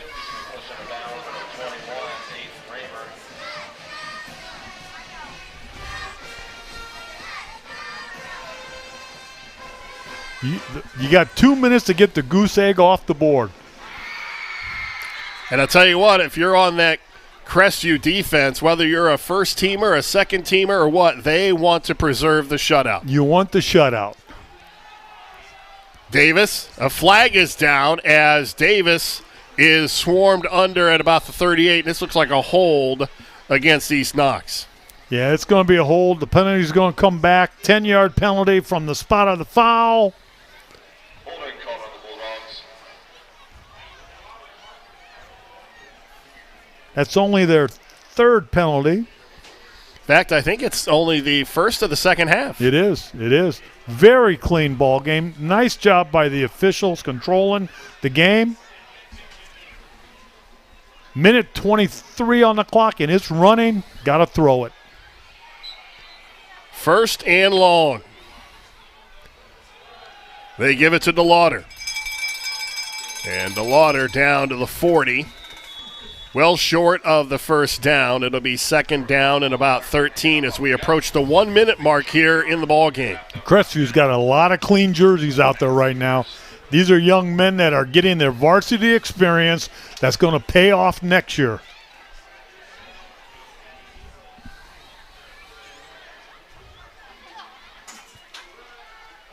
Davis fakes it to DeLauder. And Davis with about 8 yards. Davis taking the ball right side of the field. Saw the speed out of the Bulldogs quarterback. He's going to step out of bounds, be third down for the Bulldogs.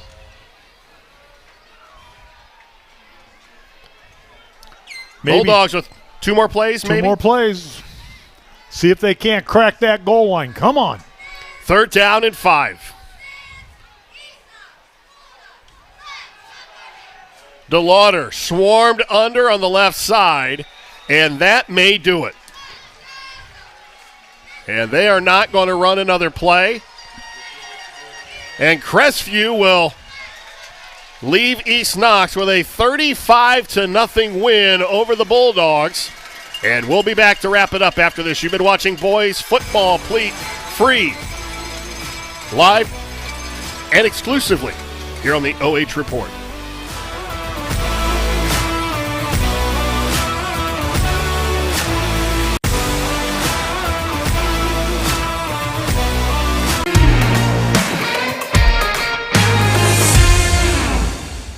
After this timeout, we'll have our post-game show coming up live on the OH Report.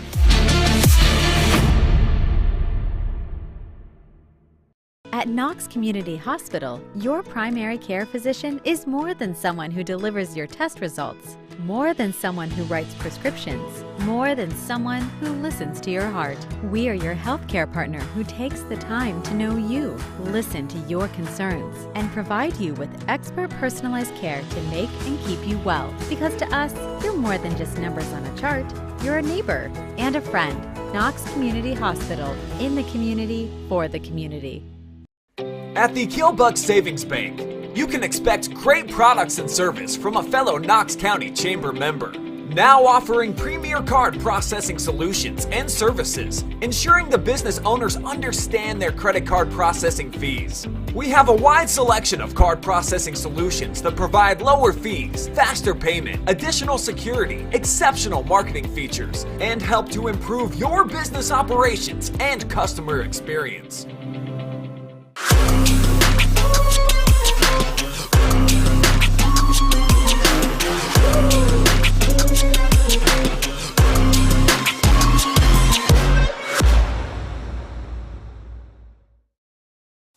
I'm Storm Blunchley. Make sure you tune in Friday nights at 11:30 p.m. for the Friday Night Pigskin. Stats, analysis, coaches' interviews, all wrapped up into one amazing show. Make sure you tune in.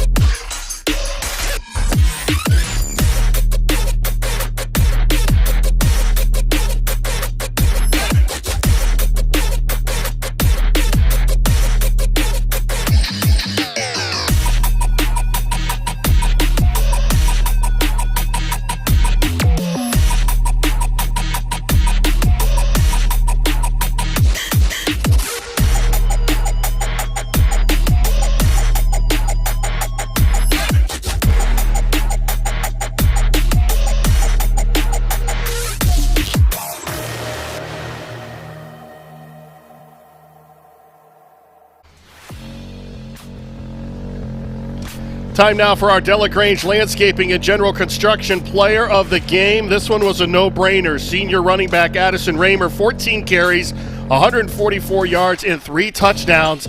The last one, a 71-yarder that really kind of broke their backs. Kind of talk about what you saw in that play as it developed and as you were running around that right side. It was an outside run. I saw the end, I guess you could say, collapse, and I saw the outside wide open, and I was just one-on-one with the corner. Talk about personally for you coming into this season. Obviously, playing behind a guy like Connor Morris, you were playing really, I think, out of position. And this year, you're able to go back to the running back spot. Just kind of talk about what this season so far has been like for you personally. It's been a lot to prove, really, with all the questions. And, I mean, you got Connor Morris, crazy legend back at Crestview to look up to while he's here, and it's great to learn from him for the previous year. What things did you take from him, and what things did you bring into your game here this year in your senior year? His vision. He had crazy vision. He'd make cuts like no other, like snap of a finger, and that's what I learned from him. Coach Haverdill says that with him, he was more of a between the tackles guy, but you have a little bit more speed and can bounce to the outside. Do you feel that your game is, even though you could pick up some things from him, is a little bit different than his? 100%. I like getting to the outside and just going straight down the sideline, but he can go inside, make moves outside and inside, so it's a completely different game that he runs. Well, and it seems like no matter who was in the backfield, your offensive line was opening holes for everybody. I think Coach could even run through one of those holes. Just talk about what that is like for you as a running back, knowing that those guys up front are going to give you holes. It's amazing. I got 100% confidence in our offensive line, as well as Wade Bolin. He's a tank. He doesn't miss a tackle or a block almost every time. So as running behind them, it's just great. Guys had a great year last year. You won the Firelands Conference for the second year in a row. What are your goals and what are your expectations as a team this year in 2022? Win the conference, of course, which isn't going to be easy. You got Plymouth and obviously St. Paul. Then win that, then let's make a run in the playoffs as deep as we can. Well, and you guys come down here to East Knox, a place that's not an easy place to play, and you play well. Talk about what the team did to prepare to come into this environment down here at East Knox. Coming into it, we knew it was going to be a hostile environment. Coach Averill has been talking about it all week. I think we came in here with a little bit of a chip on our shoulder because 3-4 years ago we lost here in that playoff game. We wanted to remember something new because us seniors were freshmen that year. It's kind of remaking what we remember. Well, you certainly took care of things here in week 2, so congratulations on a nice game and a big win, and good luck the rest of the season. Thank you. Congratulations to Addison Raymer, our Delagrange Landscaping and General Construction Player of the Game. 14 carries, 144 yards, and 3 touchdowns. One of those, a 71-yard touchdown run. And, Coach, he did a little bit of everything tonight, but as we have talked about, it wasn't just the offense and them able to run the football, but they were also able to do things and establish things defensively. Veteran team, kids who have been in the playoffs, kids who worked their way downfield, you're going to be good on both sides of the football. But, you know, the one thing I liked about what he said, he remembered the loss to East Knox. And a coach told me one time, you know, winners, they don't remember their victories, but they remember their losses because they don't have that many. And that's what's happening to Crestview right now. You know, they can win all these games. Winning, that doesn't mean much. But when you lose a game, it sticks in your head. And a lot of times when the seniors graduate, they could be 12-1, but that one loss will always haunt them. Well, let's take a look at the final numbers, and it's going to be just as lopsided in the second half as it was in the first half. 131 yards of total offense for East Knox, 395 for Crestview, and they were really able to do whatever they wanted to do from really the first play of the game, that botched punt. Yeah, and it's really kind of funny because I was talking to Steve Hill, one of their coaches, and he says, you know, here's our game plan. We want to run the ball, and we're going to go after their punt team because we think they got a weakness here and there. Son of a gun, they blocked the punt. Next thing you know, they're up a score. They never looked back. Well, and Steve Haverdill wanted to run the football, 278 yards on the ground. Whoever he put back there, they did very well. Line. That's that offensive line. You can build a football team around an offensive line, and that's what Crestview's done. Anybody, as you mentioned, anybody they put in that backfield, boom, positive yardage. Well, with the win, Crestview is now 2-0 on the season. East Knox drops to 1-1. The final score tonight, Crestview 35 and East Knox nothing. Our thanks to tonight's broadcast team. Our producer is Adam Thompson, and the fine camera work courtesy of Garrett Parlay. Most of all, our thanks to you for joining us. Once again, the final score, Crestview 35 and East Knox nothing. You've been watching high school football live and free on the OH Report, powered by BS Media Productions, the future of local sports. For Bruce Weirich, I'm Brian Harter. So long from East Knox.